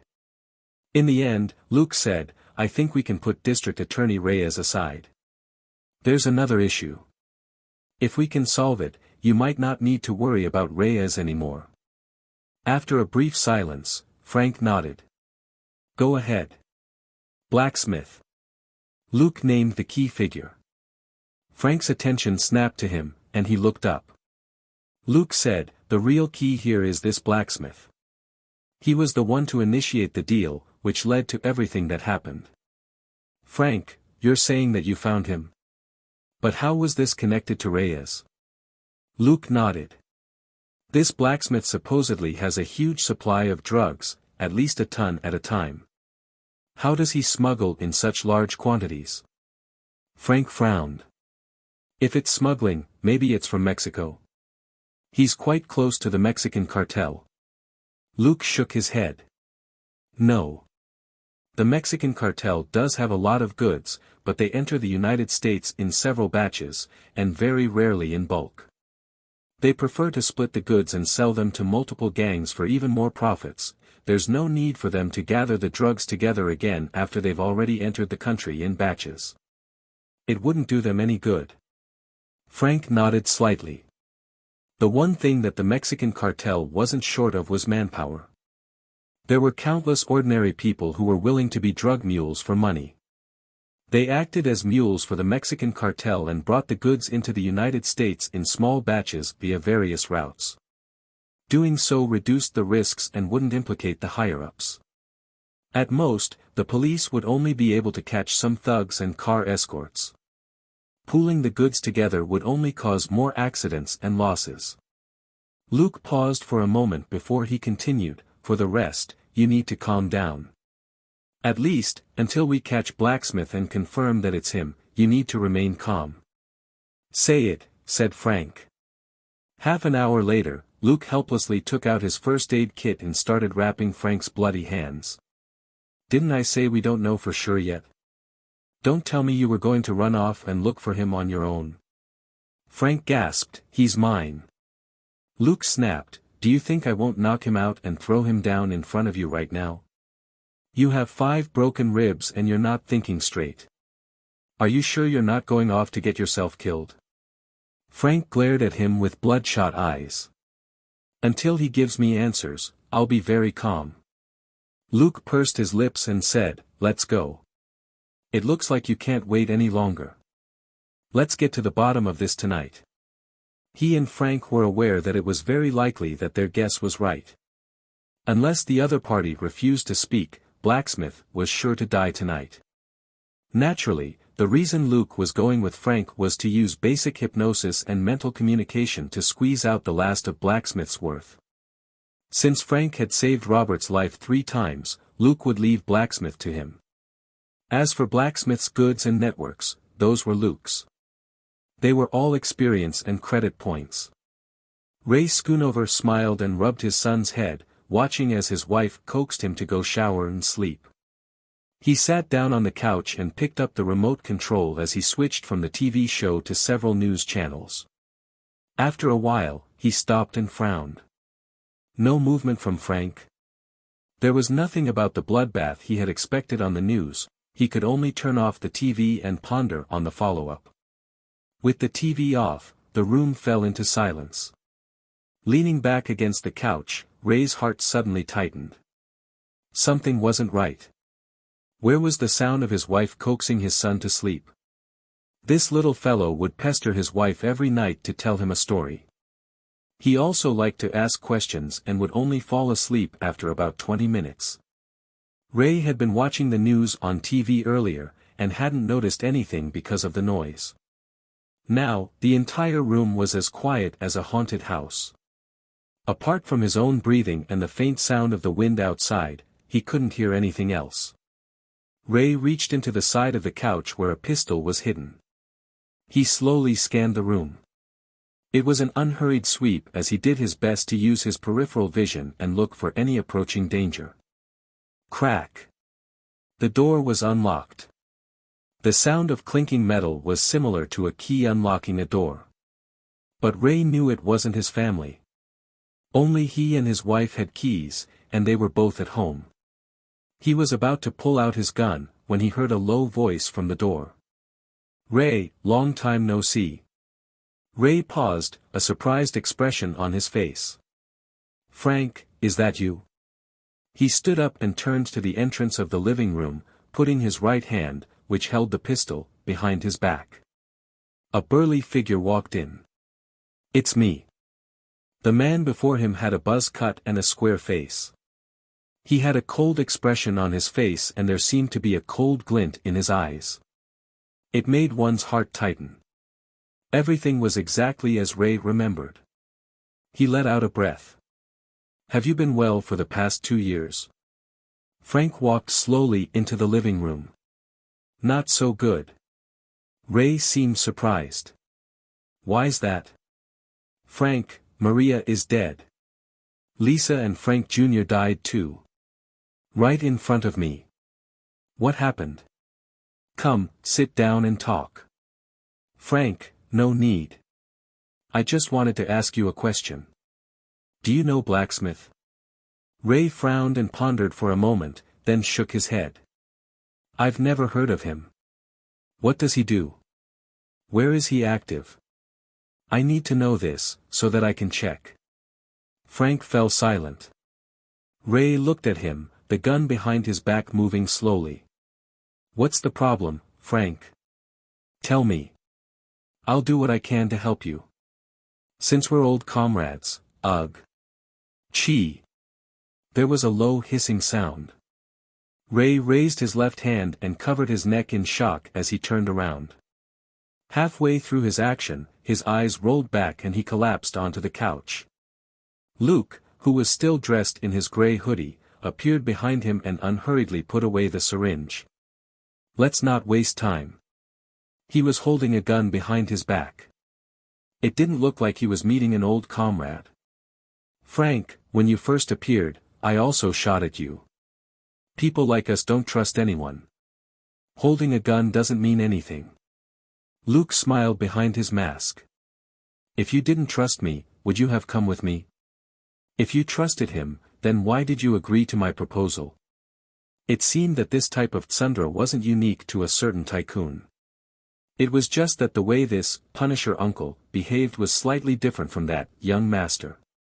Roasting Frank inwardly, Luke said, "His wife and kid are asleep. Let's start." As he spoke, he took out 2 more syringes and injected them into Ray's neck, 1 on each side. "He'll wake up in no more than 3 minutes. You can ask him anything you want." Also, if he's blacksmith, remember to ask him where the goods are hidden. With that, he left. As if he hadn't heard him, Frank walked over to Ray and searched him. He uncocked the pistol and tossed it aside. Then, he sat down next to Ray and waited quietly. There was a dead silence in the house. 2 minutes later, Ray's eyelids fluttered and he slowly opened his eyes. His gaze was blank and unfocused. Frank's breathing grew heavy and quick.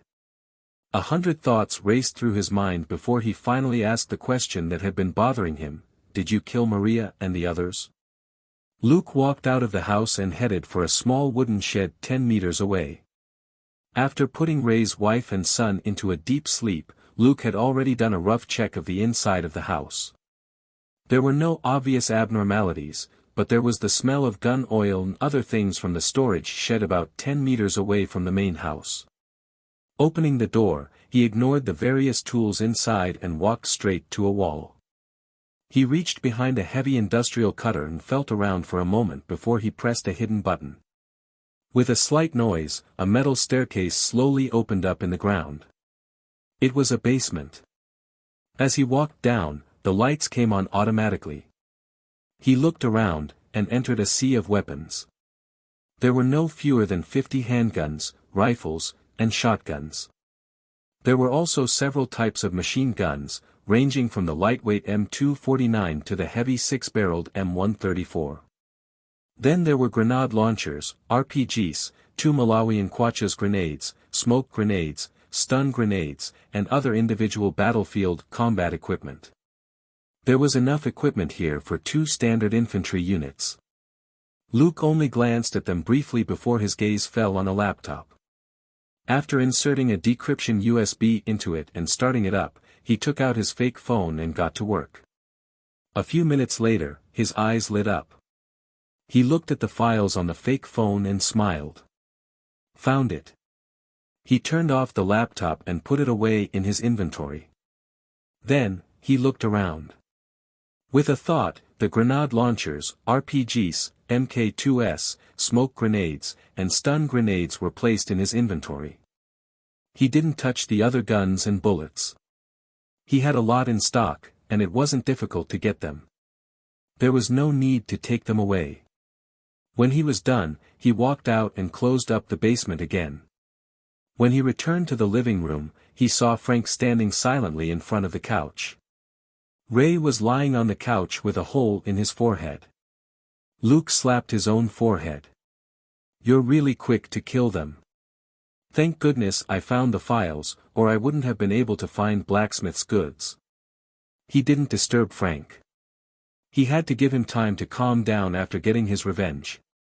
He leaned against the table and took out his fake phone to check a recording of the earlier interrogation. It was a good thing that he always had a backup plan to retain as much information as possible. Ray's full name was Ray Schoonover. He was a Marine Corps colonel, and Frank and Robert's former boss. At the same time, Ray had another identity: he was an expert at doing the dirty work and carrying out secret missions worldwide for several organizations. Once a team member died on a secret assignment, they became mercenaries who had nothing to do with the U.S. military. As a result, Ray had a number of privileges in the U.S. Army. For example, only a few people had records of his and his team's movements. Many of the things they moved in and out of the United States were very sensitive and wouldn't be noted down by the military. With the existence of such a convenient means of transport and long exposure to dirty work, Ray's bottom line quickly disappeared. Looking at how the people above him made a fortune from the massacres he carried out, Ray started a new business: smuggling and selling drugs. He had many nicknames, Blacksmith being one of them. Even if they didn't have the details, the big shots who commanded him had a rough idea of this business of his. However, no one said anything. A black-hearted subordinate who liked to make money was more useful than a loyal and patriotic fighter. If Ray became a problem, they could just dispose of him and take his money. However, Ray's skills weren't bad. After more than 10 years, not only wasn't he dead, he even climbed from a major to a colonel, and his business also got even bigger. After roping in a few big shots as a safety net, the possibility of him being silenced was very low, and he led an increasingly comfortable life. It wasn't until Frank had been ready to retire 2 years ago that Ray sensed trouble. Frank was fiercely adverse to drug trafficking, and never held back when killing traffickers. Ray had never let Frank in on his side business. However, after Frank retired, Ray could no longer control his communication with the outside world. It was possible that someone would try to get information from Frank to knock him down. Frank, who didn't know about this side business, might inadvertently let sensitive information slip.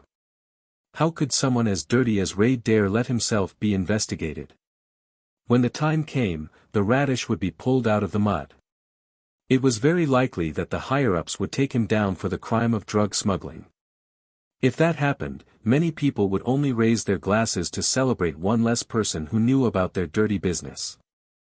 Given these considerations, and a few failed attempts to rope Frank in, Ray chose to silence him. But he didn't dare do it in the army. Frank had saved every member of the team more than once. If he dared to show any intention of silencing Frank, it was very likely that Frank would kill him instead. Frank was such a simple and crude man. He would shoot his enemies without hesitation, even someone like Ray, who had been his boss for years. He could only wait for Frank to retire and return home. Having planned it all out earlier on, Ray chose the moment when Frank and his family went out to play. He knew that this was the only time Frank, a wolf on the battlefield, would let his guard down, as he would sacrifice himself to protect his family. Thus, the three-way battle in the park had been a plan to kill Frank from the start. The first to open fire was also a spy in the Mexican cartel. In fact, Frank and his family were the first targets of attack. When they were shot, none of the criminals had yet to sustain injuries. In a sense, the members of the three gangs were the funerary objects buried alongside Frank's family. D.A. Reyes had even worse luck. The police officers she sent only appeared after the fight started to control the situation. The truth was finally revealed. The only true enemies of Frank's family were Ray and his undercover agent in the Mexican cartel. The undercover man had long been killed in Frank's previous revenge operation. The mastermind, Ray, had his head blown up tonight. This could be considered the end of the matter. Originally, it wasn't easy to uncover Ray's identity as blacksmith. To protect this secret identity, he had been very careful in everything he did. Robert wasn't as good as Frank at killing, but he was a lot more insightful. He had long known how big Ray's side business was, and had told Luke about it. The clues Luke obtained were as followed. Ray and Frank were very close. Blacksmith was closely connected to the deaths of Frank's family. Blacksmith was smuggling in a lot of drugs through mysterious channels. Ray was also smuggling in large amounts of drugs through military channels that were very hard to detect. With so many coincidences, how could Luke let Ray go? If his guess was wrong, then it was Frank who would apologize to his old comrade. Surely Ray would understand that his old comrade was acting impulsively because of his desire for revenge. After all, Frank had saved Ray before. At most, he would return the favor. But if Luke's guess was correct, then that was the end of it. Of course, there wasn't that much content in the video of Frank interrogating Ray. Luke put together the whole story from the results of his previous investigation and what he had found on the laptop, but he had already correctly guessed the gist of it. On the other side, Frank finally recovered slightly from the feeling of having killed his enemy. Without saying anything, he turned around and walked out. Luke scratched his head helplessly. Was it time for him to clean up again? He would call Robert tomorrow and make sure to tell him that he had repaid the favor with Frank. Luke would never have to clean up after him again. A certain young detective stewed in his indignation. After putting away Ray's body and erasing traces of their break-in, Luke quietly left the room. When they were about 100 meters away, he asked, "Where are you headed?" "Frank, West 45th Street, the building behind the Chinese supermarket." Luke drove in silence. When they arrived, he watched Frank get out of the car without a word and walk into the building. He started the car again and drove into an area without any surveillance cameras. A moment later, a small scooter puttered out from the other end of the area and headed straight for the docks in the southwest corner of Brooklyn. Ray was dead. Frank had completely forgotten to ask him where his goods were stashed. Thankfully, Luke had found some clues on the laptop. He was certain that the latest batch of goods, no less than a ton, had been hidden on a boat at the docks. Apart from weed, Luke had never destroyed drugs by the ton before. In the past, he only earned a few thousand experience and credit points after destroying a few kilograms of white crystals and taking down the traffickers at the same time. How many experience and credit points was a ton of powder worth? He couldn't wait to find out. 2 hours later, a pleased Luke returned home. In the face of Selena's questioning gaze, Luke simply smiled and said, "Do you want supper? How about Chinese skewers? You can have your favorite grilled eggplant." Selena and Gold Nugget were all for it. Luke was in a good mood and had offered to make supper himself, which was rare. All they had to do was eat. Luke moved the oven to the rooftop. They were on the top of the building in the middle of the night in the Clinton area. No one would bother with the smoke and call the police. Selena whispered into a drooling Gold Nugget's ear, "He seems to be in a good mood, far more than when he meets up with that female CEO or artist." Gold Nugget barked. "Agree, my ass." Selena said, "I'm asking you if you know why he's in such a good mood." Gold Nugget shook its head vigorously. It really didn't know, and it didn't want to die. The fiend's ears were super sharp. The big fiend indulged Selena, and nothing would happen to her for saying a few things, but it wasn't the same for Gold Nugget. But Selena spoiled it, and didn't mind if it played dumb a little. Turning a blind eye and a deaf ear, this was the best way to preserve its life. Gold Nugget was as steady as a rock, hiding its thoughts. In its eyes, there was only the roast in the oven. It was determined not to court death alongside this woman. While it only had a shallow understanding of the saying, it was extremely proficient in adhering to it, and the effects were immediate. Recently, the big fiend rarely found fault with it. A dog's life was naturally a very good one. Selena turned up her nose at the dog. Of course, she knew what Gold Nugget was thinking. It couldn't hide these things from her. There were pros and cons. It had been amusing to tease Gold Nugget in the beginning, and watch Luke deal with it. Now, this guy had learned from Luke, and was hard to play with. Luke also heard what Selena said to Gold Nugget, but ignored it. He was in a very good mood, and there was no need for him to hide it at home. System: kill the drug lord blacksmith Ray Schoonover. Mission accomplished. Total experience, 20,000. Total credit, 20,000. Contribution rate, 70%. EXP plus 14,000. Credit plus 14,000. A huge part of the credit clearly belonged to Luke for uncovering Blacksmith's real identity. Frank had only killed Ray in the end, but took 30% of the contribution rate. This wasn't a small amount. However, this was just a small character.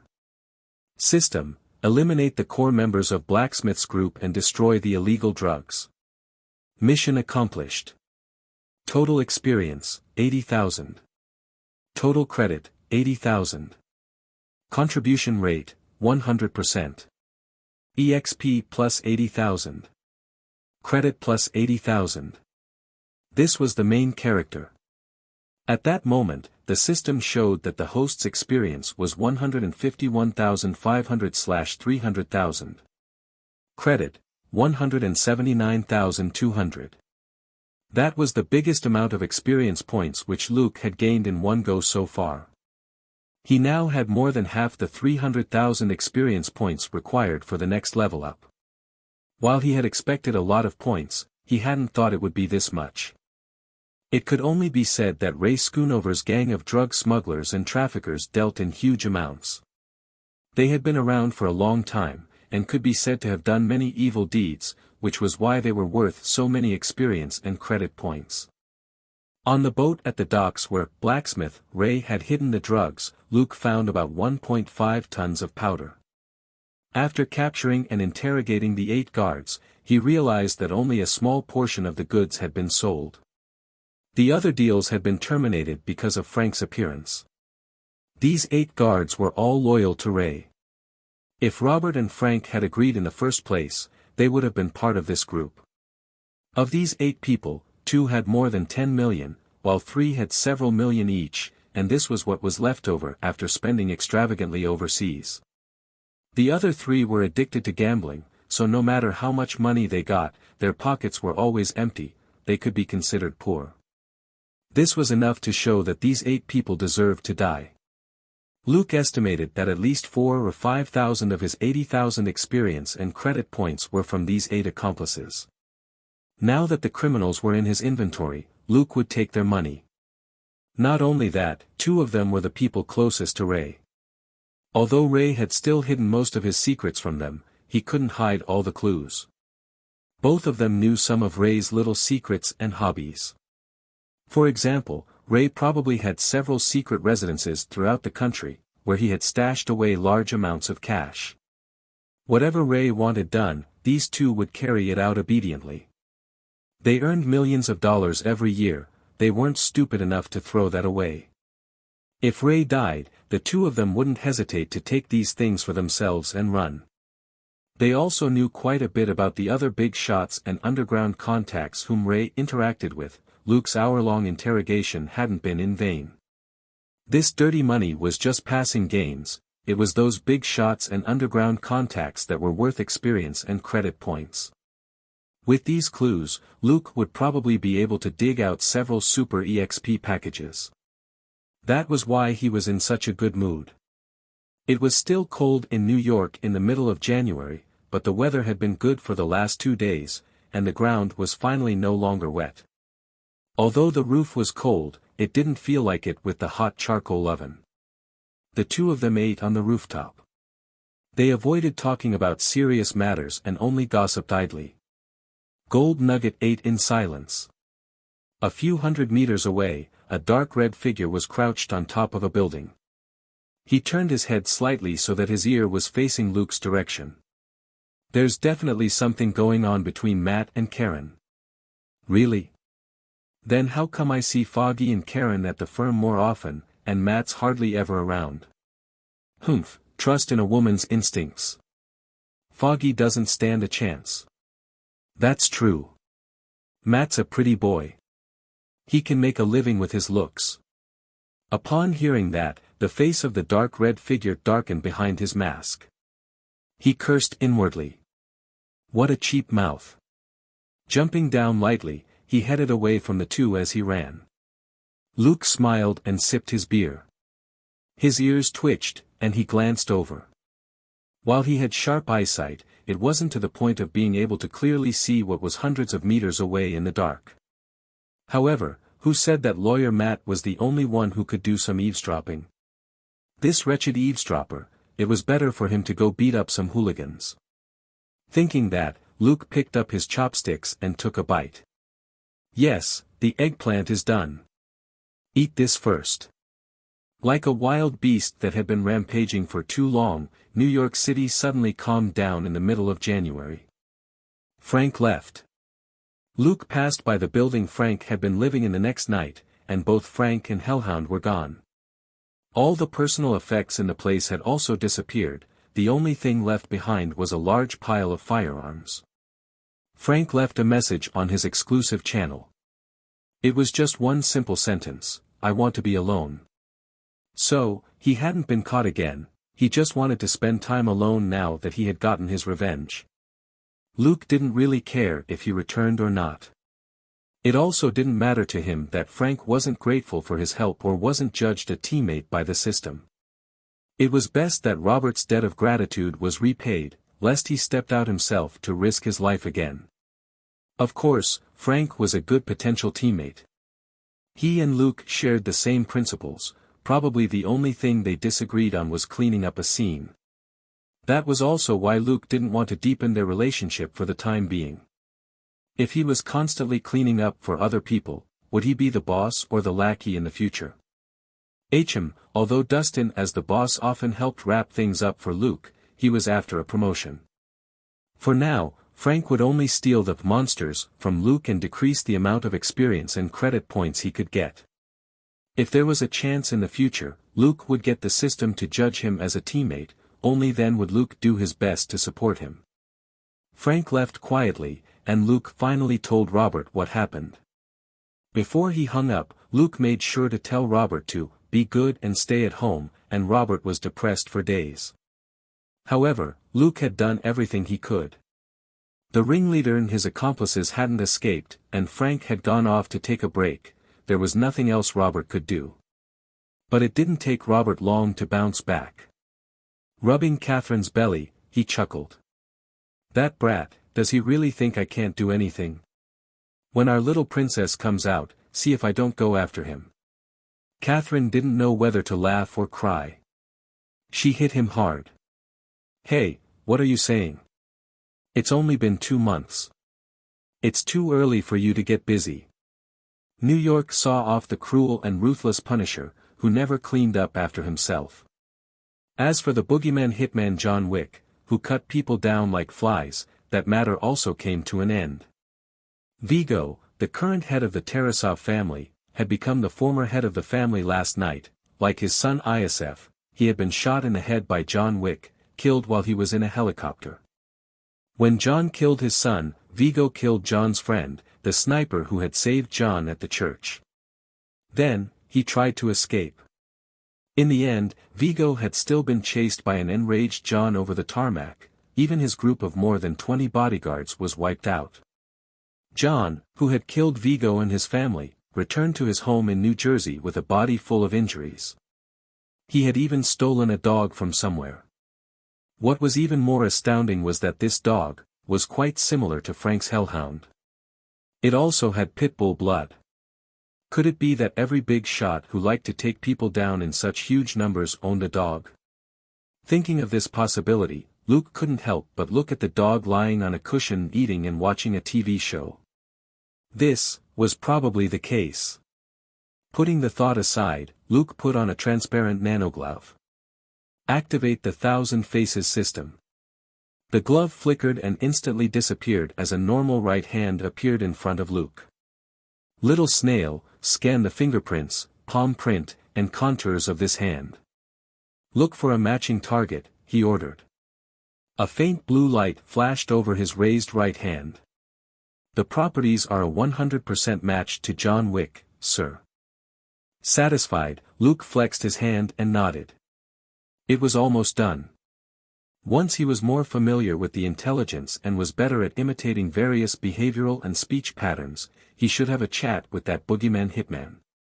He would offer the other party terms he couldn't refuse, ensuring that they could negotiate a transfer agreement. In New Jersey, John Wick poured dog food into the bowl at his feet. He looked at the dog that he had taken from the animal shelter, and couldn't help but rub its square head. This dog was very obedient. It hardly ever barked, it just played by itself, and could understand many commands. John felt better after a few days. At least, it wasn't as unbearable as he thought it would be. More than half of the injuries on his body had healed.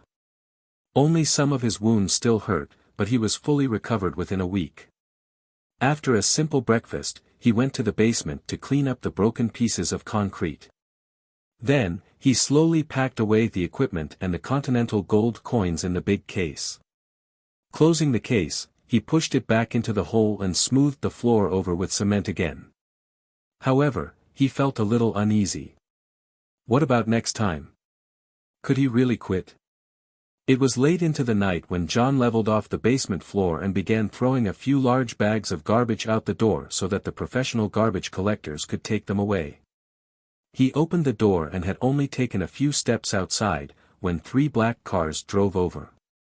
Just as he was putting down the trash, one of the cars stopped on the side of the road not far from him. The back door opened and a pair of shiny leather shoes emerged. A 24 or 25-year-old man got out of the car. When he saw him, John's expression didn't change, but his heart sank. It seemed his thought from that morning was turning into reality. The man held out his hand. "Long time no see, John." John hesitated for a moment before he stretched out his own hand. "Long time no see, Santino." "Santino, can we go in and sit down?" John turned silently. 10 minutes later, John looked at the silver badge in front of him. "Find someone else." Santino, who was sitting opposite him, laughed. "John, the marker is not an insignificant thing. It represents a solemn promise to another person. It must be fulfilled under the blood oath." At that point, Santino again waved the badge, and gently placed it on the coffee table. He pushed it slowly toward John. The metal badge scraped slightly over the wooden table. John looked at the silver badge in front of him and struggled internally. Finally, he shook his head and said, "I'm not that person anymore." He reached out and pushed the badge back. Santino's face was filled with anger. He picked up the silver badge and opened the back to reveal a bloody thumbprint. "John, without my help that night, you wouldn't have been able to complete your mission and retire. This house, this life, all of this, strictly speaking, was given to you by me. All of this was possible because of this marker. You have no right to reject it." Looking at the conflicted John, Santino's lips curled into an ugly smile. "Are you willing to listen to the mission now?" John's expression changed, but he was already resolved, and was prepared to stick to his decision. At that moment, he heard a faint voice. "Say yes, I can help you settle this problem." John's expression changed as he quickly scanned the room. "Say yes. In any case, if you don't agree to do it, you would already be going back on your word. So, it won't make a difference if you do it later." The faint voice carried a teasing tone. John couldn't help but look around. His behavior made Santino frown and look around the living room. "What's wrong?" John twisted back to look at him. "You, didn't hear anything just now? Like someone talking?" Santino looked displeased. "No. John, are you trying to escape the blood oath by pretending to be crazy?" John struggled internally for a moment, but Santino, the marker, and the cryptic words all came together to make him finally give in. "All right." Santino was stunned for a moment, before he revealed a delighted expression. If possible, he really didn't want to fall out with John. This guy nicknamed the Boogeyman was a monster, and he really needed his help.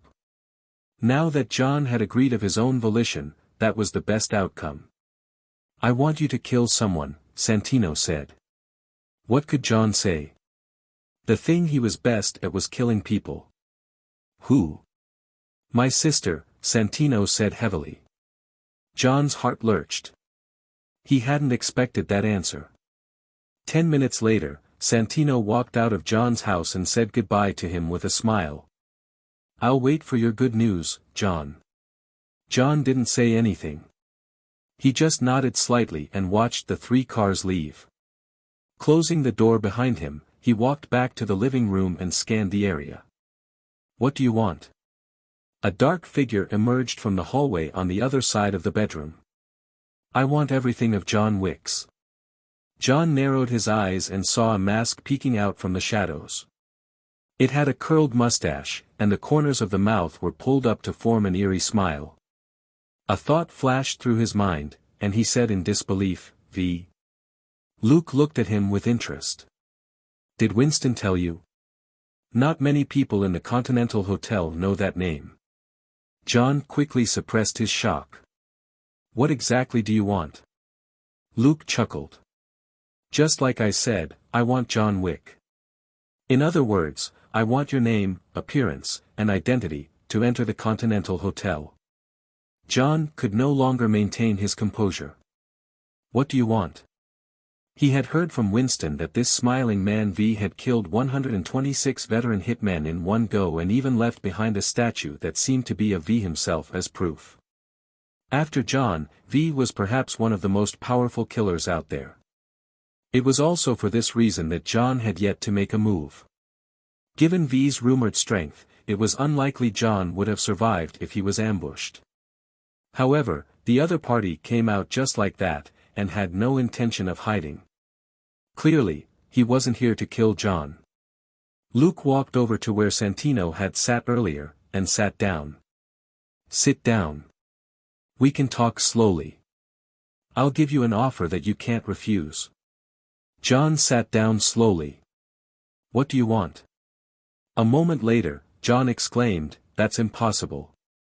Crack. Whoosh. Whoosh. Whoosh. Clang. The sound of items being flipped over and shattered could be heard. Ah. sh*t. f*cku. Ah. The sound suddenly stopped and the room fell silent once more. 10 minutes later, Luke slipped out of the villa. He couldn't help but sigh. "I said you can't refuse, so you shouldn't refuse. Even if you're unwilling, so what?" In the basement, there was another huge hole in the new cement which had yet to dry. The large case inside had disappeared without a trace. An hour later, Selina drove to the lab in Nassau County. After entering, she quickly went to the workshop. Gold Nugget went to a corner and looked at a gray, square-headed dumb mutt. The dumb mutt stared foolishly at this new superior, then took a cautious sniff and barked. Pleased, Gold Nugget stretched out a paw and patted the dog's head with a smile. While the two dogs were establishing their master and minion positions, the workshop was already sealed shut. But the protective screen hadn't been activated, and one could still see into the workshop. Selina activated the comms unit. He agreed. She couldn't help but turn around to take a look. What the hell, he even brought the dog back with him. Wasn't he afraid that the dog lover would blow up his head in the future? Luke was directing the medical AI program, Osiris, to use a robotic arm to cut into John Wick. He shrugged. Physically, he agreed. Selina was confused. Physically? Luke coughed. I subdued him and injected him with a tranquilizer. Selina looked at him in disdain. Isn't that just beating him up? I can do that too. Luke said, it was too much effort. If he still refuses to accept my proposal after he wakes up, he can just die. Selina thought that was to be expected. They had already investigated John Wick earlier on. After years in the hitman business, the number of innocent people who had died at his hands weren't a lot, but weren't few either. He wasn't a complete madman, but shooting him dead wouldn't be an injustice. But after some consideration, Luke left him alive. Last time, Luke had killed 126 elite hitmen in one go. He had a lot of experience and credit.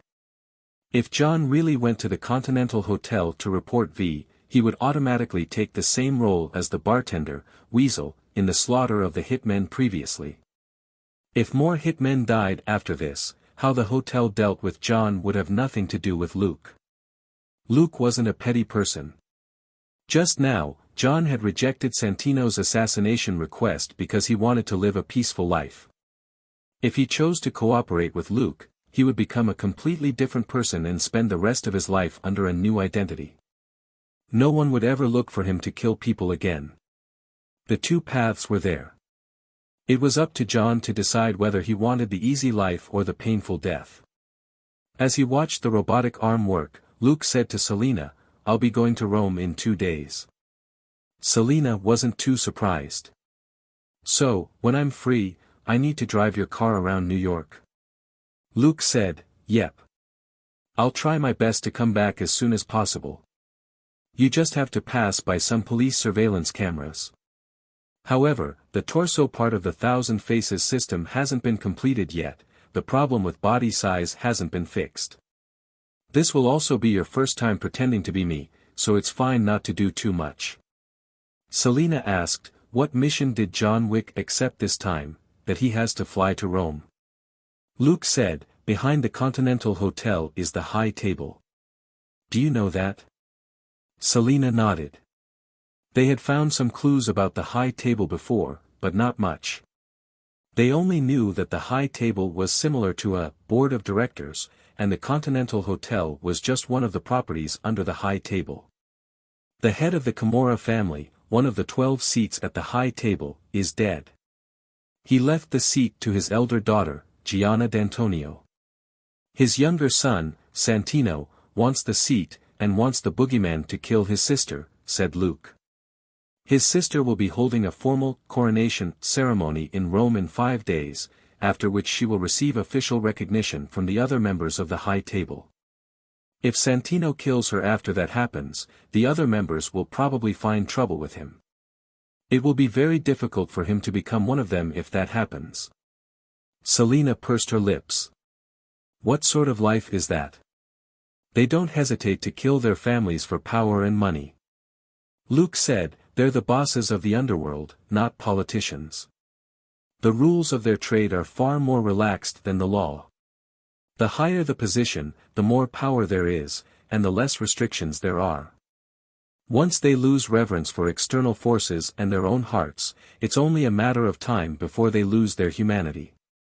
A lack of scruples wasn't a good thing. Perhaps there were people who could be unbridled for decades.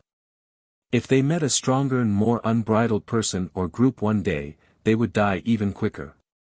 Santino had a big dream, but if he really succeeded, he would still be derided and suppressed when he joined the high table. Besides, his father had chosen his sister, Gianna. Presumably, Gianna's ability and influence weren't inferior to Santino's. In fact, she might even be stronger. Even if Santino got that seat, wouldn't Gianna's loyal subordinates retaliate? A public counterattack would be getting off lightly. It was more likely that many people would be biding their time. If they didn't stir up something a few years down the track, that would be strange. Of course, Santino had to do this. If he didn't, he wouldn't be able to become the head of the Kimura. For some, the only optimal outcome was power for themselves. Sister or whatever, just die. It took less than an hour for the plastic surgery on John to be completed. Unlike the nanomask, this surgery involved implanting nanomaterials under the skin, or even close to the bone, in order to change the facial features and body contours inside out. John Wick still looked handsome, but at first glance, he looked nothing like his original appearance. The lines of this face were even more distinctive. It was a stereotypical Western handsome face. After the surgery, the general anesthesia was still in effect for some time. Luke gave John a medicine plus hypnosis plus mental communication package. Half an hour later, John's psychological defenses were breached, and Luke handed the questioning to Sponge. The AI program would ask John for all the information he knew in order of priority, and file the information. This task would be done in 2 days, just in time for Luke's private job in Rome. Previously, Luke hadn't known much about the high table behind the Continental Hotel. From Santino's commission to John, however, Luke sensed a brand new underworld. The Continental Hotel wasn't the main body, it was only an entrance into this world. Initially, Luke had only wanted to reap a harvest from the hotel. However, the information he now had proved that the Continental Hotel itself was only a small bit of wool. The true fat sheep was the high table. But when he learned more information from John Wick, Luke was even more surprised and delighted. This was because he once again realized that the 12 members of the high table couldn't be considered the fat sheep. At most, they were the fattest among the countless fat sheep. Put simply, the high table and the Continental Hotel had formed a relatively complete economic system in the underworld. Just like how the value of banknotes wasn't related to the paper it was printed on, the value of the gold coins used at the Continental Hotel wasn't in the gold itself. Each coin actually represented a credit or an interpersonal relationship, which was a form of currency used in this underworld. This so-called currency was a contract between the owner of the property and the exchange market. It was essentially an agreement between all owners. The Continental Hotel's gold coins naturally also had their own basic currency value. It was an interpersonal exchange contract, and a mutual agreement between the high table and numerous participants. Just like how a country couldn't churn out money excessively without causing the economy to collapse, the Continental Hotel's gold coins couldn't be produced casually. Every gold coin required a person to contribute something in service to the underworld. Hence, the Continental Hotel wasn't a platform for hitmen, but an underworld business platform with broader significance. Assassinations were just one of the services it provided. Other professional services such as arms, equipment, intelligence, and various professional items could also be purchased with gold coins. As long as you met the price, the gold coin was more useful than USD. If Luke had access to the Continental Hotel, he would be able to buy most of the research equipment and materials he needed. Of course, participation in this system was restricted and controlled. The police could get a rough picture of a person's daily activities by tracking the activity on their credit cards and bank accounts. In the same way, the High Table and the Continental Hotel could also monitor the people in the underworld through the use of gold coins. In the past, Luke wouldn't have joined the system since he had too many secrets, and it would be troublesome to be monitored. Now, his alias, the boogeyman, John Wick, was hungry. In addition, his face-changing program was still in the development stage, but he had already gained quite a lot. System, you have defeated John Wick and have received a list of his abilities. John Wick's abilities: basic combat, basic cold weapons. Elementary assassination, elementary firearms, elementary concealment, X-gene, prerequisites, 20 strength, 20 dexterity, 20 mental strength and 10,000 credit points. Sure enough, the boogeyman wasn't an ordinary person. So far, Luke hadn't seen many people with elementary firearms. After Luke gave Frank an electric shock a few days ago, this ability was also made available to him. However, Luke didn't want this already lonely person to become even more unlucky, and looked for an opportunity to cancel the outcome of their fight. As for John Wick, it wouldn't hurt for him to be a little unlucky. After all, he had done a lot of bad things. Luke was using John Wick's abilities to redeem him. Elementary assassination was an added bonus, which would make him more realistic as John. But the biggest gain was still elementary concealment. In simple terms, this ability was like a small transparent halo.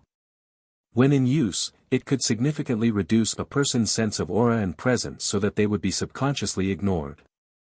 As long as it was used properly, this ability was similar to invisibility. Of course, it wouldn't fool some people or animals, nor surveillance cameras or other monitoring equipment. However, this was already formidable enough. John's reputation as the boogeyman was largely attributed to this ability. With it, John had infiltrated many places to assassinate many famous underground bosses while surrounded by guards. This ability was also useful to Luke as a police detective. He didn't need to use it fully, he just needed to use it in a critical moment to kill his target in one hit. It wasn't as obvious as other abilities, and wouldn't easily arouse suspicion. Luke decisively learned all three elementary abilities, which only cost him 12,000 points. He still had 167,500 points left. It wasn't that he had become arrogant recently, he could afford to buy these non-essential abilities in the short term, since he had yet to meet the prerequisites for the essential abilities. For example, what he wanted most was Stacy's elementary replication, which required 60 strength. After that was Ironhide Creech's elementary tempering, which required 80 strength. There was no need to consider these two abilities before his dexterity reached 40. However, he also wanted to upgrade the inventory's storage function. His conjecture was that the next upgrade would require 1 million credit points. He would need to level up to level 18 in order to accumulate enough points. I'm still too poor. He thought to himself, I'm counting on you guys at the High Table. Don't disappoint me. On January 20th, a handsome man in a suit named John Wick boarded a flight to Rome. It was also Luke's first time experiencing how terrifying it was to be in first class as a handsome guy. If his original appearance and temperament could be rated as 7 out of 10, with looks that would make a person's eyes light up, then John Wick was at least 9 out of 10, it wouldn't be an exaggeration to say that he could make many women lose their sh*t. So, after he boarded the plane with John's face, the two beautiful flight attendants in first class kindly asked him many times if he needed their services, including but not limited to coffee, tea, or, ahem. During the flight, even the two flight attendants in charge of economy class came to join in the fun, and asked if he wanted a blanket. Alright, it was a bit too much to put it that way. These two senior flight attendants were only in their 40s, and their appearances were quite outstanding among their peers. Luke could only stroke his beard. Was it the beard that made this alias so hot? As it turned out, many women liked rich men, but they liked handsome rich men even more. The other passengers in first class clearly didn't lack money, but they enjoyed less than a third of the attention Luke received. This proved that men weren't the only ones who liked to look at appearances. When the plane landed at Fiumicino Airport, Luke was still the center of attention. Before he got into his rental car, he had already received 2 small slips of paper with phone numbers on them. Shaking his head helplessly, he threw them into the rubbish bin at the entrance of the hall, along with the 4 slips of paper he had received on the plane, before he rented a car and headed straight to the hotel. He arrived outside an old building, and then entered a church-like door with a pointed arch. Inside was a majestic scene. On the domed ceiling of the long hall was a gorgeous and exquisite ancient mural which depicted all kinds of gods and angels looking down at the people coming and going. Luke walked to the counter, and the tall African-American receptionist asked politely, "Welcome to the Rome Continental. How can I help you?" He took out a gold coin, placed it on the counter, and pushed it over. "I want a room." A smile appeared on the receptionist's face as she deftly picked up the gold coin and placed it into a slot under the counter. A green light swept over the gold coin, and a small screen in front of the counter displayed the word "pass." It had confirmed that the serial number on the coin was correct and that the pattern matched. It wasn't a fake. She nodded and said, "Please wait a moment, sir." "Jonathan?" A voice rang out nearby. Luke turned around and saw a short old man in his 50s walking over. The old man wore a white scarf around his neck. Coupled with his black suit, he looked like a Catholic priest. Luke recalled the information from John. He had paid special attention to the exclusive NPCs at the Rome Continental, and there was only one who looked like that. He was the owner and manager of the Rome Continental Hotel. Julius. Winston was the manager of the New York Continental Hotel. The man already had his hand stretched out as he got closer. "Long time no see, Jonathan." "It's been a long time, Julius," Luke said, his face still calm. It couldn't be helped. John had always been that way. He usually didn't have much of an expression on his face. He had the air of an aloof Prince Charming. After shaking hands, they walked over to a couch and sat down. Julius's eyes flickered.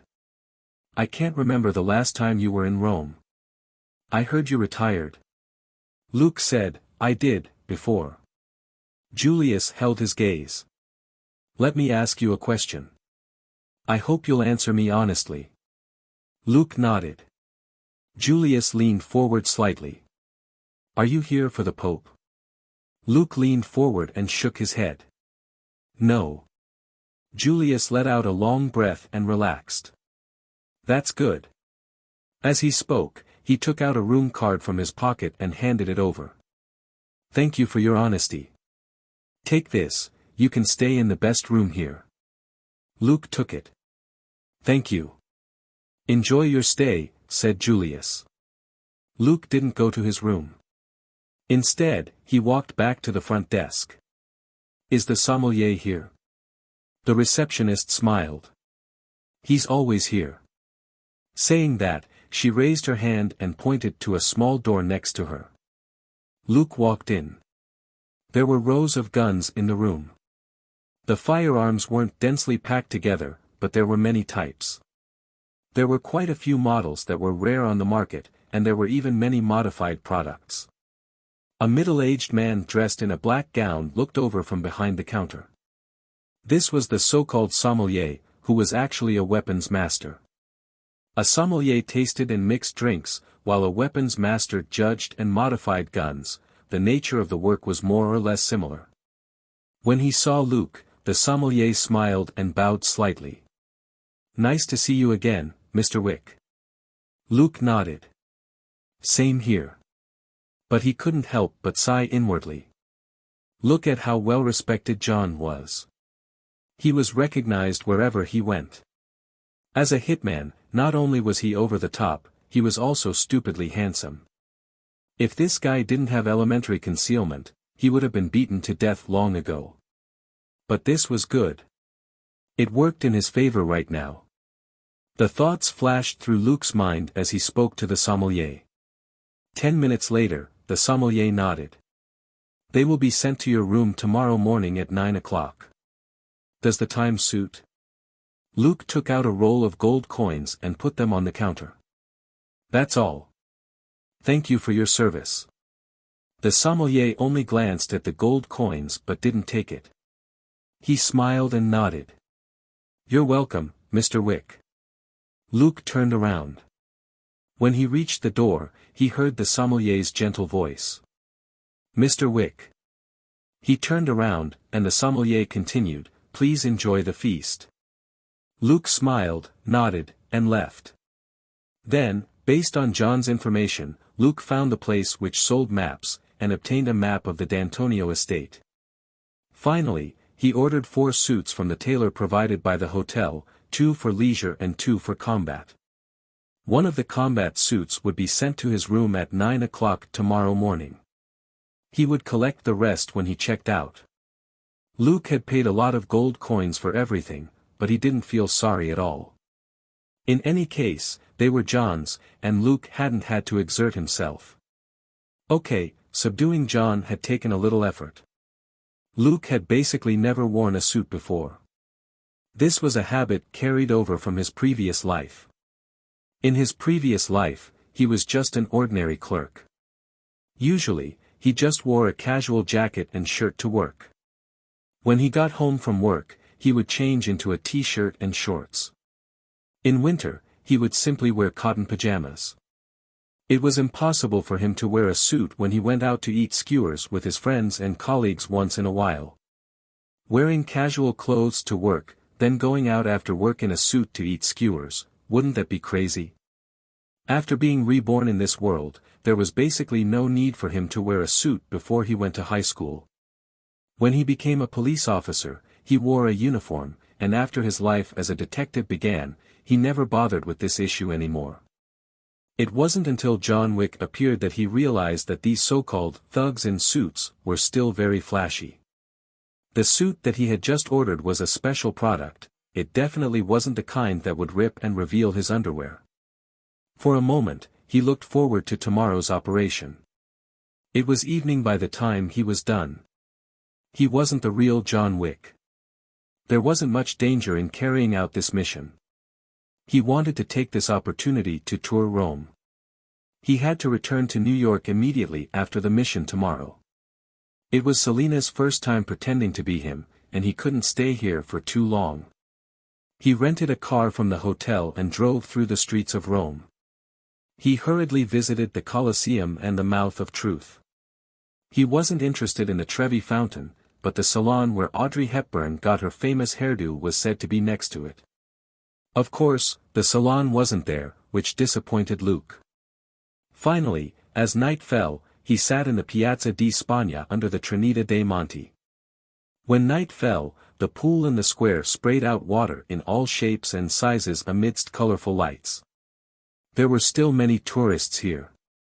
A foreign couple had just walked into the square with ice cream, when they were caught by a passing patrol officer. He gave them 2 choices: 1, finish the ice cream before entering the square. 2, throw the ice cream in the trash can before entering the square. In short, no one was allowed to eat ice cream in the square, especially when they were sitting next to the fountain. Luke smiled. This was also interesting. In Roman Holiday, there had been a scene of Hepburn eating ice cream while sitting next to the fountain. The scene of Princess Anne's tongue licking the ice cream, like a kitten, was vivid in his mind. Many young couples came here for ice cream. Unfortunately, there was no shortage of people who didn't care about public hygiene, and there was no shortage of tourists in Italy. There were many people eating ice cream at the fountain, and there were even more people throwing rubbish around. The city government could only forbid them from eating ice cream in the square. The young couple had no choice but to swallow a few mouthfuls of ice cream, and they twitched uncontrollably. Luke couldn't help but laugh. It was January, and eating ice cream in small mouthfuls was a pleasure. Eating it in large mouthfuls, however, was extremely cold. However, no matter how honest a person was, they would occasionally have rebellious thoughts. Luke had always been a law-abiding citizen, but now that he was sitting next to the fountain, he was feeling quite playful. He casually dug around in his backpack and took out a strawberry ice cream cone. This was a portable snack that Selena occasionally needed outside, and was coming in handy now. So, Luke watched as the young couple shivered and choked down their ice cream, while he ate his own ice cream in small bites. The gazes around him turned strange. There were many handsome men, but it was rare to see one as handsome as John Wick. It wasn't uncommon for handsome men to eat ice cream, but it was even rarer to see such a cold and handsome man eat a strawberry cone. Luke, who had already attracted a lot of notice, was now the center of attention. Can you give me an ice cream?" A small female voice rang out. Luke turned around and saw a petite girl in her early 20s looking at him. She was a little embarrassed, but there was a hint of excitement on her face. Obviously, she still felt a lot of pressure when compared to the handsome man in a suit whom she was trying to chat up. Luke was as calm as ever. He dug around in his bag and took out another strawberry cone, which he gave to her. The girl was pleasantly surprised. She thanked him in a low voice and took it with trembling hands. She was giddy and hadn't even thought about how the ice cream cone could be stored in the backpack. When Luke had taken it out, it wasn't even wrapped in paper. She took a small bite. Strawberry, sweet. A few hundred meters away, on top of a building, a woman with short hair was holding binoculars and watching this scene from beginning to end. The corners of her mouth twitched. Was this, really John Wick? The boogeyman who killed countless people? He actually carried strawberry ice cream on him, and used it to seduce little girls. Okay. In fact, that little girl was the one who had taken the initiative to chat him up. But this was too ridiculous. The woman fell into deep self-doubt. She wondered if the legends she had heard in the past were true. Maybe she should call her boss. After a few years of retirement, this boogeyman seemed a little unreliable. She hesitated. At that moment, the patrol officer finally let the unfortunate couple go after watching them finish their ice cream. He took a glance at the important area around the fountain, and was about to get into the police car and leave, when he suddenly paused. He jerked his head around and saw a man and a woman eating ice cream next to the fountain. The girl was smiling as she said something to the man. The man's face was calm as he met her gaze. A moment later, the handsome man in the suit slowly stuffed the tip of the ice cream cone into his mouth. Crack. Patrolman. However, although the man had destroyed all the evidence, the girl was only focused on talking, and had barely touched the ice cream cone in her hand. The patrolman strode toward them as he growled inwardly, "This guy's blatantly showing off. If I can't catch you, I'll catch your girlfriend." Seeing the officer walk over, Luke casually said, "An officer is here." The girl, who was asking the handsome guy what he was going to do in Rome, was stumped. She followed Luke's gaze and saw the officer. She was stunned for a moment before she looked down at the ice cream in her hands. She suddenly became flustered. What should I do? Being caught red-handed by the police at the fountain might result in a fine. She panicked and looked around, her gaze finally falling to her jacket, as if she planned to hide the ice cream inside.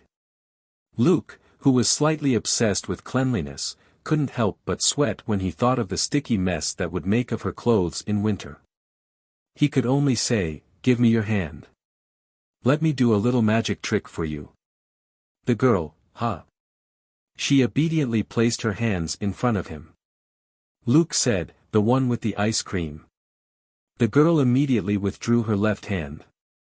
Luke put his hand on top of hers and said, "Let go when I tell you to, understand?" The girl nodded blankly. Luke said, "Ready? Let go." The girl subconsciously relaxed her right hand, and felt his hand pressing against hers. The warm and rough feeling enveloped her. She was dazed, and her face turned red.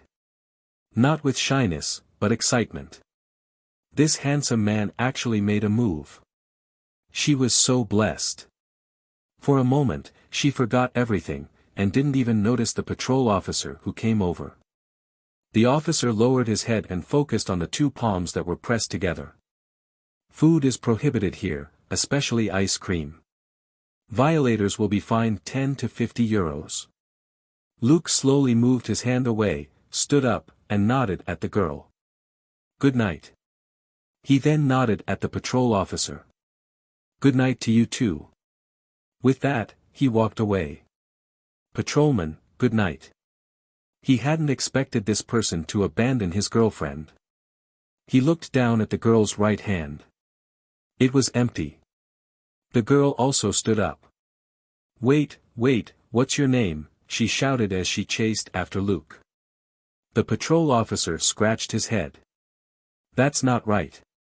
She was clearly holding an ice cream cone. The girl, who had run more than 10 meters, suddenly froze. People were coming and going in front of her. The figure in the black suit was nowhere to be seen. On the rooftop far away, the short-haired woman couldn't help but put down her binoculars. She rubbed her eyes and thought to herself, "I must have strained my eyes too much. How can the boogeyman perform a magic trick for a little girl? This doesn't make sense." Unbeknownst to her, Luke, who was turning into another street in the distance, glanced at the roof and smirked. Was Santino's dog a female? Hee hee. "John, you really attract the attention of the opposite sex." He wasn't John. John walked a solitary path. Luke, on the other hand, had Tony Stark's technology and numerous superpowers. It was obvious who was spying on whom, and who was plotting against whom. He had only taken the opportunity to visit the location where Audrey Hepburn's classic movie scene had been filmed to check on the person who was following him, thereby killing two birds with one stone. Satisfied, Luke returned to the hotel and went to bed. The next day, he woke up at 3 in the morning. After eating the breakfast sent by the hotel, he started making plans. The difficulty of the operation lay not in the successful assassination of the target, but in how best to do it in John Wick style. At the same time, this mission wouldn't be as easy as chopping melons and vegetables. It would be too easy to scare off certain restless people. Pulling the snake out of its hole was a good plan, but if a dragon was placed at the entrance, would the snake come out? Only if it was an idiot. Santino was fierce, but he definitely wasn't an idiot. A real idiot was probably someone like Iosef of the Tarasov family. As an heir, Iosef not only lost his little life over a car and a dog, a large number of his father's people had been buried with him. He was the real fraud. And Santino. Well, whatever the case, he was fighting for the position of family head. He could be considered half a formidable figure. If he succeeded, he would truly become a formidable character. Therefore, the difficult part of Luke's plan lay in his acting skills. How to make the other party think they could take down Boogeyman John by increasing their forces, and send out a large number of experience and credit points, no, a large number of assailants, would depend on Luke's acting skills. Fortunately, his acting skills had improved rapidly over the past year or so. He might not win a Best Actor award, but he could at least be considered an experienced actor.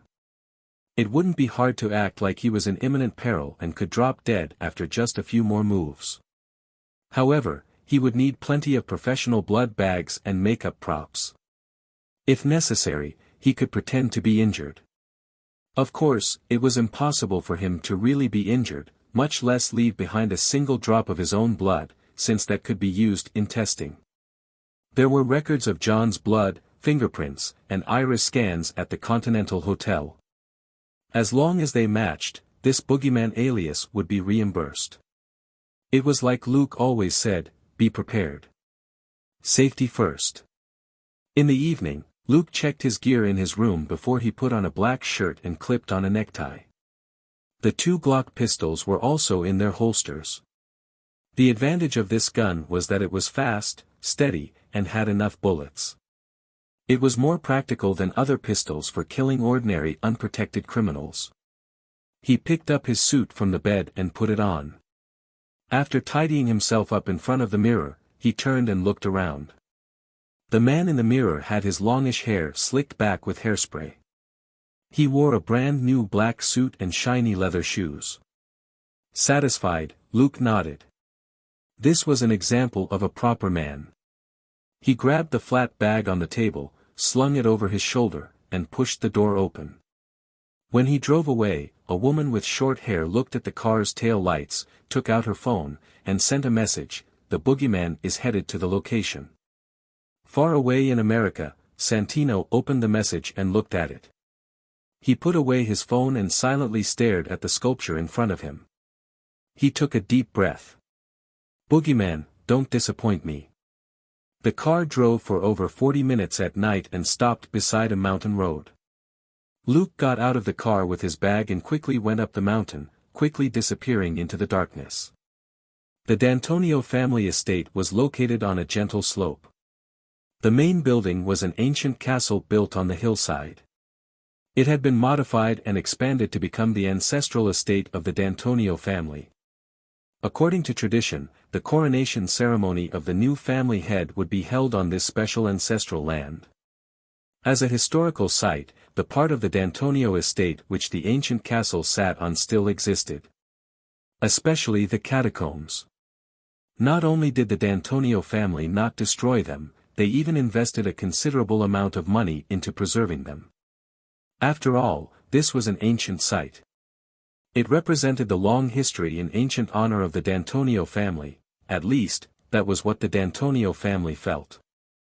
This ancestral land couldn't be allowed to languish because of old age, nor could the shadow of the ancient building disappear.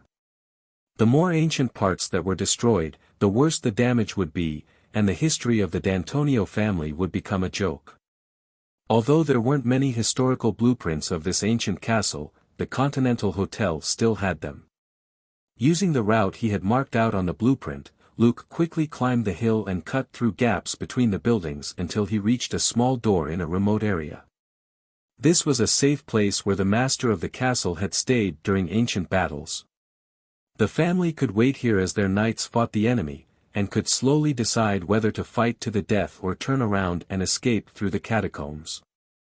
There were also guards standing watch and patrolling nearby, but John Wick's elementary concealment was really useful.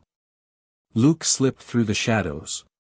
Even though the guards were only 5 meters away, they didn't notice someone sneaking past them. It had to be said that elementary concealment was indeed very formidable. Although it didn't seem very formidable on its own, it was a top-notch secondary ability for Boogeyman John and Luke. It was a must-have for ambush and assassinations. After entering the catacombs, his movements became more relaxed.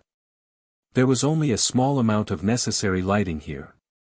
Dark shadows were everywhere, which was the most suitable place for elementary concealment. The locations of the surveillance cameras were projected onto Luke's lenses. He examined the terrain that was suitable for battle as he advanced. If it was John himself, the surveillance would cause him some trouble. But for Luke, it was easy to interfere with the surveillance and freeze the feed for half a second. Even someone sitting in front of the feed wouldn't be able to see him pass by. Just like that, he strolled into the main building. Today was the day before the coronation ceremony, and a lively banquet was being held on the grass outside. There were singers, bands, and people talking everywhere. They were all here to celebrate the coronation of the Queen of Camorra. Gianna, the queen-to-be, had just sent away a big shot from another family. She was preparing to return to her room to take a bath and rest for an hour before going out to entertain more guests. Unlike the luxurious modern living room, the bathroom was a dark and old room with a high ceiling. It was more than 100 square meters in size. Most of the furnishings were ancient, and the bath was an antique stone bath from hundreds of years ago. The reason why this room was so big was to give the massive bath, on a raised stone platform 3 steps high, some space. Standing in front of the mirror, Gianna looked at her exhausted self and laughed self-deprecatingly. To wear the crown is to bear its weight. What a blissful worry. As she spoke, she took off her snow-white fur coat, revealing a silver-white fishtail gown. At 26, she was no longer a young girl, but with enough money and meticulous care, she looked like a woman in her early 20s, which didn't diminish the pride unique to a woman. As she wiped the corners of her eyes, however, she shook her head regretfully. It looks like I'll be getting more wrinkles this time. The coronation ceremony would establish her position as the family head and her seat at the high table, but she still had many things to sort out. For example, those of the 12 members who had wanted to seize the opportunity to cut off Kimura's benefits had to be beaten up, and her worrisome younger brother Santino had to be taught a lesson. It would take at least 2 to 3 months before everything was settled. With that thought in mind, Gianna smiled self-deprecatingly. No one would dare say I have more wrinkles anyway. A dumbass like that wouldn't live for very long. Suddenly, her hand froze. The mirror in front of her showed her reflection and, a black figure, slowly emerging from the darkness. "Jonathan," she murmured, but there was a tremor in her voice. She slowly lowered her hand and turned around. She looked at the man in a suit who was 5 meters away. "Are you here to kill me?" Luke held a Glock in his hand and said calmly, "Yes." Gianna laughed. "True, there would be no other reason for you to visit me, right? Even if we are old friends." Luke felt a little awkward. In fact, there had been something between Gianna and John before. Of course, it was Gianna who had made the first move, to be exact, John never accepted. It had to be said that it was really too much for a man to be too handsome. Gianna was a smart and capable heiress who had the support of the Kimura family. Her looks and figure were above average. Coupled with the unique charm of Italian women, her overall qualities weren't inferior to the upper-class ladies in New York. But John just wasn't interested in her. Gianna had even taken the initiative to create an opportunity for him to treat her candidly. However, he had only said sorry and turned to leave. What was even more terrifying was that Gianna, a wealthy heiress who didn't have a good temper, didn't cause him any trouble. He was handsome and capable. He could do whatever he wanted. Even now, Luke could tell via mental communication that Gianna was terrified, but she was also extremely resentful. She looked at him quietly for a moment, then suddenly reached behind her and unzipped her fishtail gown. "I heard that you fell in love with a woman and quit for her. I thought that you would never point a gun at me in this lifetime, even if I dreamed of this particular situation many times." She removed the straps of her gown with both hands and let the material fall naturally to her waist. "But why did you still appear?" She pushed the gown down past her waist. Luke's eyes flickered. "The blood oath marker. Someone found me with it." Gianna paused, then raised her hand and pulled out the hairpin from her bun, letting her curly black hair cascade down her back. "Who?" Luke said, "Your brother, Santino." But he wondered, Gianna didn't know that her brother Santino helped John complete his exit mission. That wasn't very likely. After all, Santino had used a considerable amount of Kimura's resources to help John. Given Gianna and John's complicated entanglement, how could she not know? Gianna's hand with the hairpin stopped. Yes. Of course it would be him. She stared at him blankly for a moment, then suddenly shouted, "But why didn't you come to me back then? Is asking me for help so unbearable for you?" Luke understood. Reality wasn't a romance novel. There was no way that Gianna and John would follow the pattern of the tyrant's daughter falling in love with the cool man. Becoming hopelessly entangled with this sort of underground heiress would get a person killed. In order to marry his beloved girlfriend, John chose to quit a few years ago and step away from the hitman business. Would he dare ask Gianna for help? That would only be shortening his wife's life. Alright, John's wife did manage to escape this disaster, but she didn't live for long, and eventually passed away from cancer. That was why you should be a good person. As Luke thought this, he remained silent. Luke had nothing to say. This was all John's fault. Why should he help that guy clean up? More importantly, he was only 19 and a half. He was still a kid. He couldn't afford to offend this big sister. Gianna sneered at the look on his face. Holding the hairpin in her hand, she stepped onto the stone platform and into the bath. She then turned back to him and stood still. I will not die by anyone's hand. I, Gianna D'Antonio, will die my own way.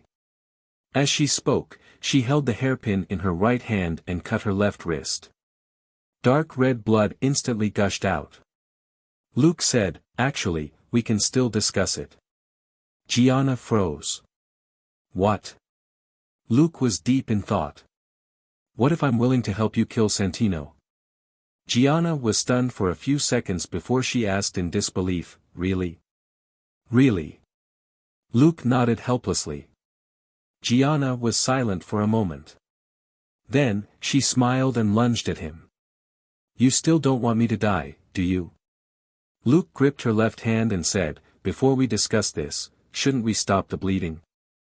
Otherwise, you'll be committing suicide, right? Gianna was stunned. She looked at the blood flowing out of her left wrist and finally regained her senses. Bedroom. I have a first aid kit in my bedroom. A few minutes later, Luke sat at the head of the bed calmly and treated Gianna's wrist wound. She murmured, I don't want to die. I still want to give birth to your child.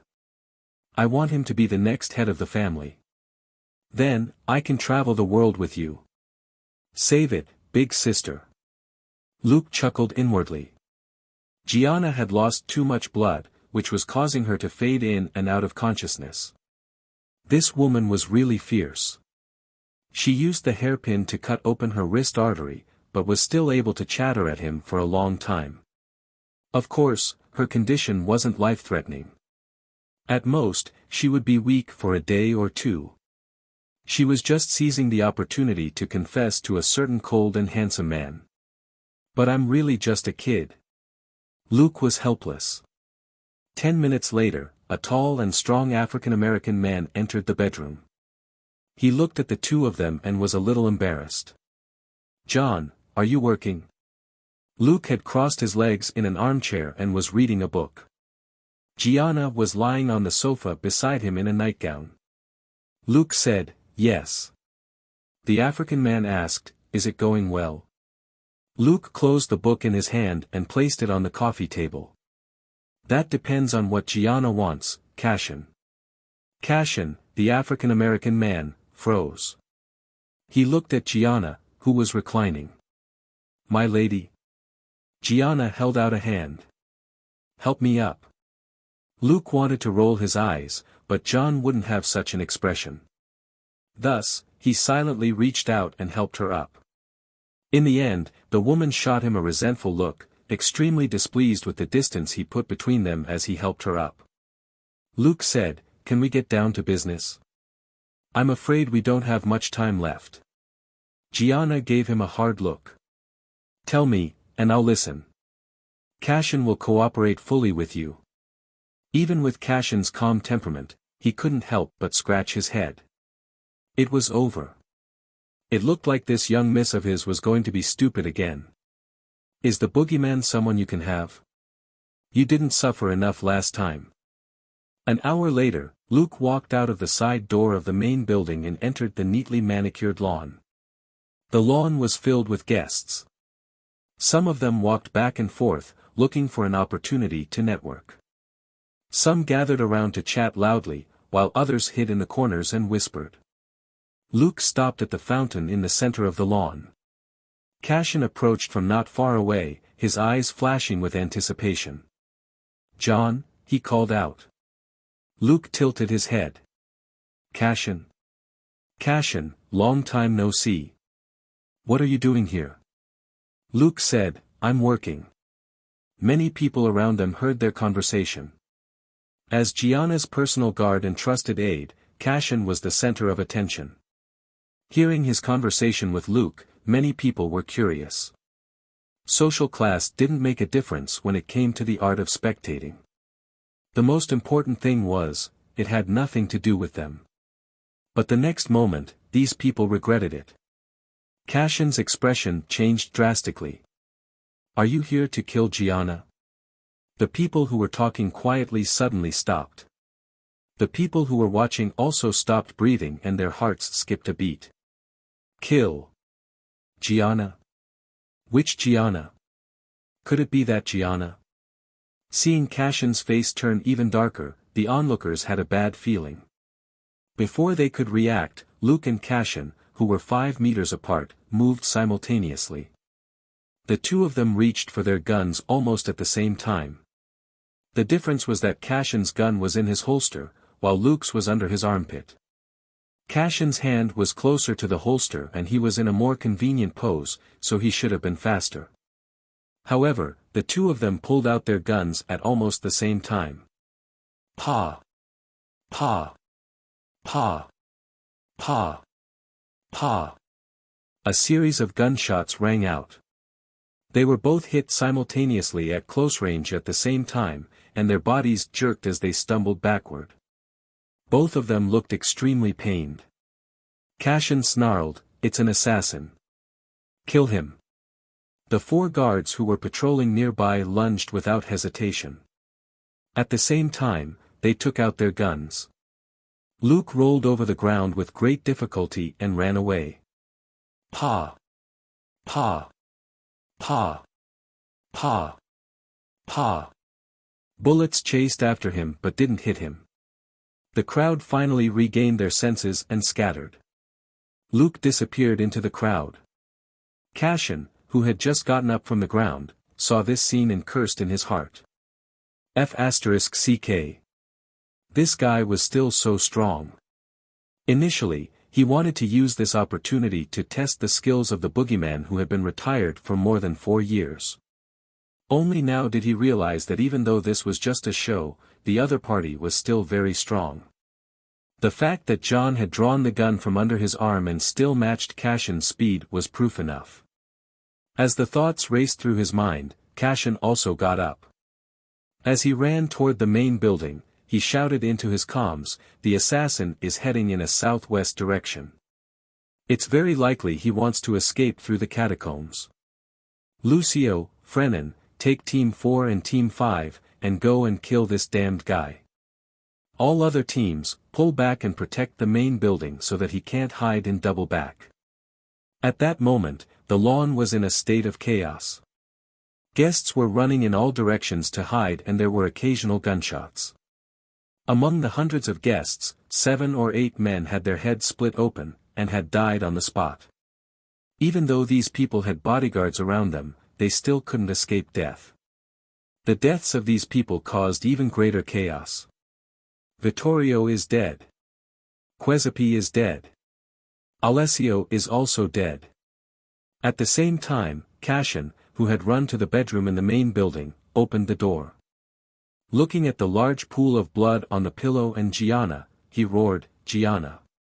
The 2 Camorra leaders who had followed him could see that under Gianna's long hair, there seemed to be a hole in her forehead. They looked at each other in shock. Cassian, however, seemed to come back to his senses, and he slammed the bedroom door shut on them. Inside the room, Cassian's expression changed. Gianna, who was lying on the bed, suddenly opened her eyes and said, "Your acting needs more work, Cassian." Cassian smiled wryly. "I'm an assassin, a bodyguard, and one of your men. The one thing I'm not is an actor." Gianna curled her lip. "All right, it's been hard on you. How are things outside? Cashin, don't move. Someone might want to see your body later. You can only get up after you've been sent to the private hospital to be saved. Gianna harumphed lightly but didn't move. How many of those old fellows died? Cashin pulled out his phone and looked at it. Vittorio, Quesapi, Alessio, 8 dead. Gianna blinked and smiled. Indeed, the man I like is so strong. Cashin smiled wryly. This isn't the time to think about that, is it, young miss? Gianna, on the other hand, didn't seem to have heard him. Ah, my little boogeyman has finally started a massacre for me. Cashin put a hand to his forehead. At that moment, he could only be glad that he preferred a shaved head. Otherwise, he would definitely be losing even more hair. However, he was secretly shocked. The person from a few years ago had just been a very capable super hitman. But this person had started to use his brain. His methods were even more ruthless now. Boogeyman John was becoming more and more terrifying. It was a pity that this young miss of his seemed to be even more obsessed with John's charisma, and was unable to extricate herself from it. Cashin looked at Gianna, who was murmuring lightly as she lay on the bed with a faraway look in her eyes, and felt extremely helpless. In the bedroom of the main building, master and servant waited leisurely and played dead. In the catacombs, a fierce battle had already begun. More than 60 guards of the Kimura family had chased Luke into the catacombs and successfully stopped him. The battle entered the most intense state the moment the two sides came into contact. Of course, it was a one-sided destruction of the Kimuras. As soon as Luke entered the catacombs, he found his backpack and hid at a fork in the path. There was the sound of footsteps approaching rapidly, and the bright beams from flashlights swept around. In the face of an emergency, the pursuing Kimura guards were still able to maintain their formation and basic cover as they advanced. Their tactics and combat skills were quite good, and they could be considered elites. Luke stood silently in the shadows, allowing the two flashlight beams to sweep past him. Using elementary assassination plus elementary concealment, he could easily find the spot most easily overlooked or which couldn't be scanned quickly, thus enabling him to find perfect cover. If the Kimura guards advanced in a slightly more stable manner, the chance of them finding Luke wasn't low. Unfortunately, they were really getting impatient. Luke quietly waited for the third person to pass the fork. When the fourth person was in sight, he immediately moved sideways, held the 416 Hong Kong dollars steady, and pulled the trigger. Bang! Bang! Bang! The fourth guard fell and the fifth guard who had just reached the fork also collapsed. The sixth guard had come halfway out past the fork. He reacted quickly, his face filled with fear as he tried to pull back. But it was too late. Bang! Bang! Another 2 shots rang out. Blood burst from his chest and abdomen, and he became the third person to die. Hostile. He's at the fork. This way, the assassin is in the second passage in the southwest zone. After 7 to 8 seconds of chaos, 7 guards covered each other and rushed in. The spot where Luke had been standing was empty. Bang! Bang! Bang! Bang! Luke silently emerged from the passage behind them. He aimed his gun at the guards who were in the middle of the passage and fired. The 4 guards in the rear were shot in the back at almost the same time. They were knocked forward and fell to the ground. Only then did the 3 guards in front realize what was going on, and they subconsciously turned around. Bang! Bang! Bang! Another 3 shots were fired, and the remaining 3 guards fell on their backs. Luke, on the other hand, scratched his head and said, "That seemed a bit too much. It won't scare the others away, will it?" The main reason was that he had attacked too quickly this time. In less than 20 seconds, 10 of the Kimura guards had died. At this rate, it would take at most 5 minutes for more than 60 guards to die. At that time, why would he run away? Killing so many guards so easily was too intimidating. Keep a low profile. I must keep a low profile. I'm John Wick now, not V. I need to act, not be strong. He reminded himself. He took a deep breath and headed in the direction of the other guards. Bang! Bang! Bang! Ah! A series of blood-curdling screeches rang out, and there was an extremely intense eruption of gunfire, which lit up the underground passage. A few guards shouted nervously, "Southwest Passage, hurry. This guy is too strong. We need backup. Steady, steady. We hit him. He's injured. Have Kira and the others surround them from that side." Holding the 416 Hong Kong dollars in one hand and pressing against his abdomen with the other, Luke stumbled around a corner, before immediately dropping his hand. Shaking his head helplessly, he raised his hand to look at the time on his watch. The second exchange had only taken 3 minutes and 15 seconds. 5 more guards died. If he hadn't pretended to be injured, these guys would have definitely started retreating. Acting was really too difficult. With that thought in mind, he quietly retreated. Bang! Bang! Bang! Ah!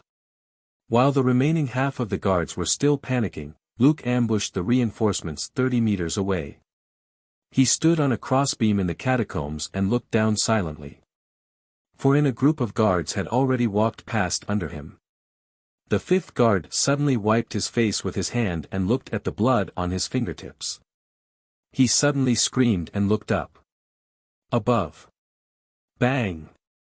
The top of his head burst open, and he could no longer shout the rest of the sentence. Bang bang bang bang. The first 4 guards didn't even have time to straighten their backs before they fell to the ground. Luke, on the other hand, slung the 416 Hong Kong dollars over his shoulder and slunk away up above like a gecko, turning a corner in the passage 7 to 8 meters away. By the time the remaining guards rushed in with their guns raised high, the place was already empty. Gianna was still lying inside the bedroom in the main building. She frowned and asked, "He hasn't left?" Cashin looked at the text message on his phone. "No. He's still entangled with Lucione Frenon's men underground." Gianna felt uneasy. "He should go, or they'll surround him." "Cashin, our guards didn't chase after him, did they?" "No. According to the plan, I had the dishonest ones bring their men over instead." Cashin was helpless. His phone dinged as he received a new text. He took a look at his phone and his mouth twitched. After confirming the message sent by his subordinate, he said, "Miss, he's already killed Frenon. 35 guards have also been killed. It seems he was also shot once." Gianna started and sat up suddenly. "He was shot." Cashin pressed her down helplessly. "Miss, don't move around. My makeup skills aren't as professional as his. If you mess up your corpse makeup, you'll easily be found out later." Gianna sighed. "Fine. I'll lie down, help me adjust my makeup." At that point, she couldn't help but mutter, "Enough. More than half of those insubordinate old fellows are dead. Why are you taking such a risk?" A blush suddenly appeared on her face. "Are you afraid that I won't be able to deal with these old fellows, so you're helping me eliminate them? My little boogeyman loves me to death. Cashin, my heart is so tired, I want to retire." The two of them continued to be bored while Luke continued his performance. Cashin's information was slightly out of date. In fact, Luke had been shot a second time, and it had hit his left thigh. Thus, Luke limped as he ran, and he didn't forget to throw the 416 Hong Kong dollars at the guard who stuck his head out around a corner. Then, he swung his big backpack out in front of him and ripped open the nylon buckle to produce a Benelli M1014. Boom! The second guard who had just rushed out was sent flying with a large hole in his lower back. The third guard who rushed out had a face full of fear. He was too fast and couldn't stop himself. In his nervousness, he had already started firing randomly, hoping to scare Luke and affect his accuracy. The M1014 in Luke's right hand, however, was extremely stable, and the black muzzle burst with fire. Boom! The fellow was sent flying as well. His whole body slammed into the wall 2 meters away.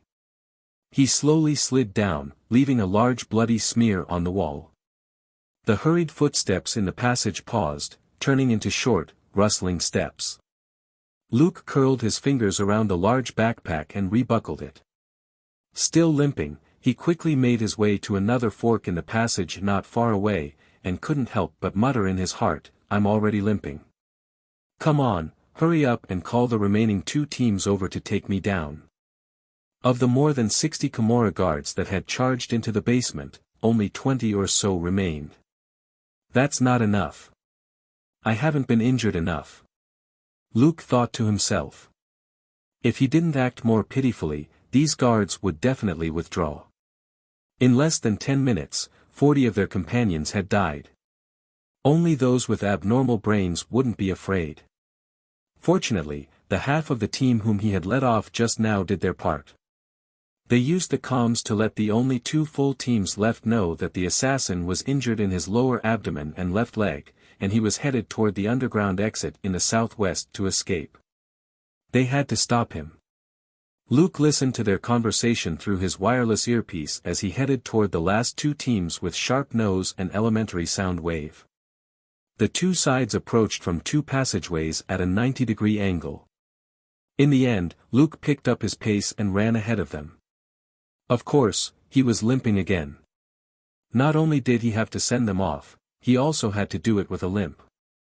The highly nervous guards fired without hesitation. Bang bang bang bang. Luke's back jerked and he fell to the ground.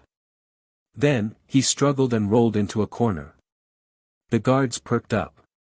He's in the 4th passage in the southwest zone. We hit him again. He's seriously injured. The other team that was still dozens of meters away was also pleasantly surprised. They sped up to surround him. This guy had killed so many people. Whoever killed this terrifying assassin would definitely be rewarded handsomely. A promotion, a salary increase, becoming a mid-level leader, finding a bunch of fair and pretty ladies, they would be able to enjoy all that. Thinking that, the leader of the guards ordered loudly, "Adjust formation, and get ready to chase him down." Luke hid in a corner and tossed his M1014 and gun backpack onto the ground. He was seriously injured and in dire straits. He had to demonstrate this. Otherwise, he would be letting down the 40-plus Kimura guards who had died. He took some of John's blood and smeared it on the wall. He nodded in satisfaction and took out his Glock. 25 men. 2 clips probably weren't enough. After all, he had to use John's most commonly used Mozambique drill technique, and it was best if each person was shot twice. But he couldn't really kill all of them. If he did that, there would be no witnesses to confirm that the boogeyman was seriously injured, which would make it hard for him to complete his mission. If he wasn't heavily injured, would Santino really dare chase him down? Let's see which one of you is unlucky enough to run in front of my gun on your own. Luke thought to himself as he prepared to retreat. He was now at a 4-way intersection in a passage in the southwest. The guards who had shot him earlier were in the southeastern passage, and the guards who were rushing over from the northwest had cut through to the west to block his escape path. In his earpiece, he heard the 2 teams coordinate. They were preparing to divide his attention and attack at the same time from the front and back. When they started counting down, so did Luke. When the guards behind him rushed out, he darted past the entrance of the passage and limped toward a passage in the north. F***CK. The leaders of the 2 teams cursed in their hearts. This fellow was really too slippery. Previously, this hitman had been trying his best to approach the underground exit in the southwest, making them think that he would choose to break through the guards in the southwest again. In the end, this fellow suddenly turned around and caught them off guard. However, the 2 teams had already started moving. Furthermore, They noticed that the man in the suit had slowed down a lot, and there was a large patch of blood on the wall in one corner, as well as on the ground. He's lost a lot of blood. He won't be able to run far. One of the leaders quickly shouted, "Follow him and kill him." Without hesitation, the 20 or so people ran toward the passage that Luke had disappeared down. After running more than 20 meters, they arrived at a hall. This was the place where the old masters of the ancient castle ate while they were hiding from their enemies. It was relatively spacious. More than 20 people guarded the passage on the southwest side. The "safe" command rang out one after another, and the entire team started to enter the center of the hall. Just then, gunshots rang out. Pa! Pa! Pa! Pa! The wall lamps in the four corners of the hall went out. Other than a few dim lights coming from the passageways, most of the hall was thrown into darkness. Careful! There was a tense shout. The leader of the guards was giving everyone a reminder. He already knew who they were facing. Boogeyman John was a legendary hitman who had killed more than 100 monsters. What everyone knew about the Boogeyman was how he viciously slaughtered people in the dark. The other party hadn't done anything like this earlier, so the nervous leader hadn't thought about it. Now, the leader suddenly recalled the people who had been hunted by the Boogeyman in the dark. But it was too late. Almost as soon as the leader yelled, Luke disappeared again. Close combat skills, activate. In the dark, he didn't need to pretend to be injured. He rushed to the leader's side in the middle of the hall almost instantly. He held out his two Glocks, pressed them under the armpits of the leader and another guard, and pulled the triggers. Pa! Pa! The bullets entered their chests. They froze and collapsed. Luke shifted so that their bodies covered him. As he spun around, the muzzles of the two Glocks burst with sparks. Pa! Pa! Pa! Pa! Pa!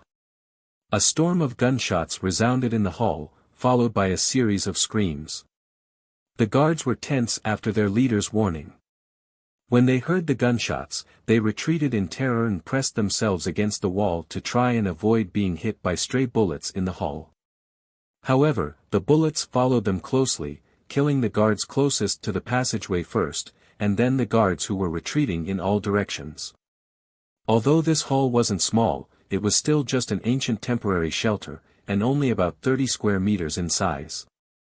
This meant that none of the guards were more than 10 meters away from Luke. Within a range of 10 meters, Luke's accuracy was very close to 100%. The guards fell like wheat being cut, but the guns in their hands kept firing. Countless bullets whizzed past, and the hall was lit up by the continuous flash of gunfire before quickly turning dark again. Even before Luke could attack, some guards were hit by stray bullets, and they screamed as they collapsed. Luke, who had already put on his infrared glasses, looked at the people who were falling down. Instead of killing them all, he counted them silently. 10, 9, 8, 7, okay. The gunshot stopped abruptly. The hall turned dark again. In just 10 seconds, only 7 of the guards in the hall were still alive. These were the witnesses Luke was leaving behind for Santino.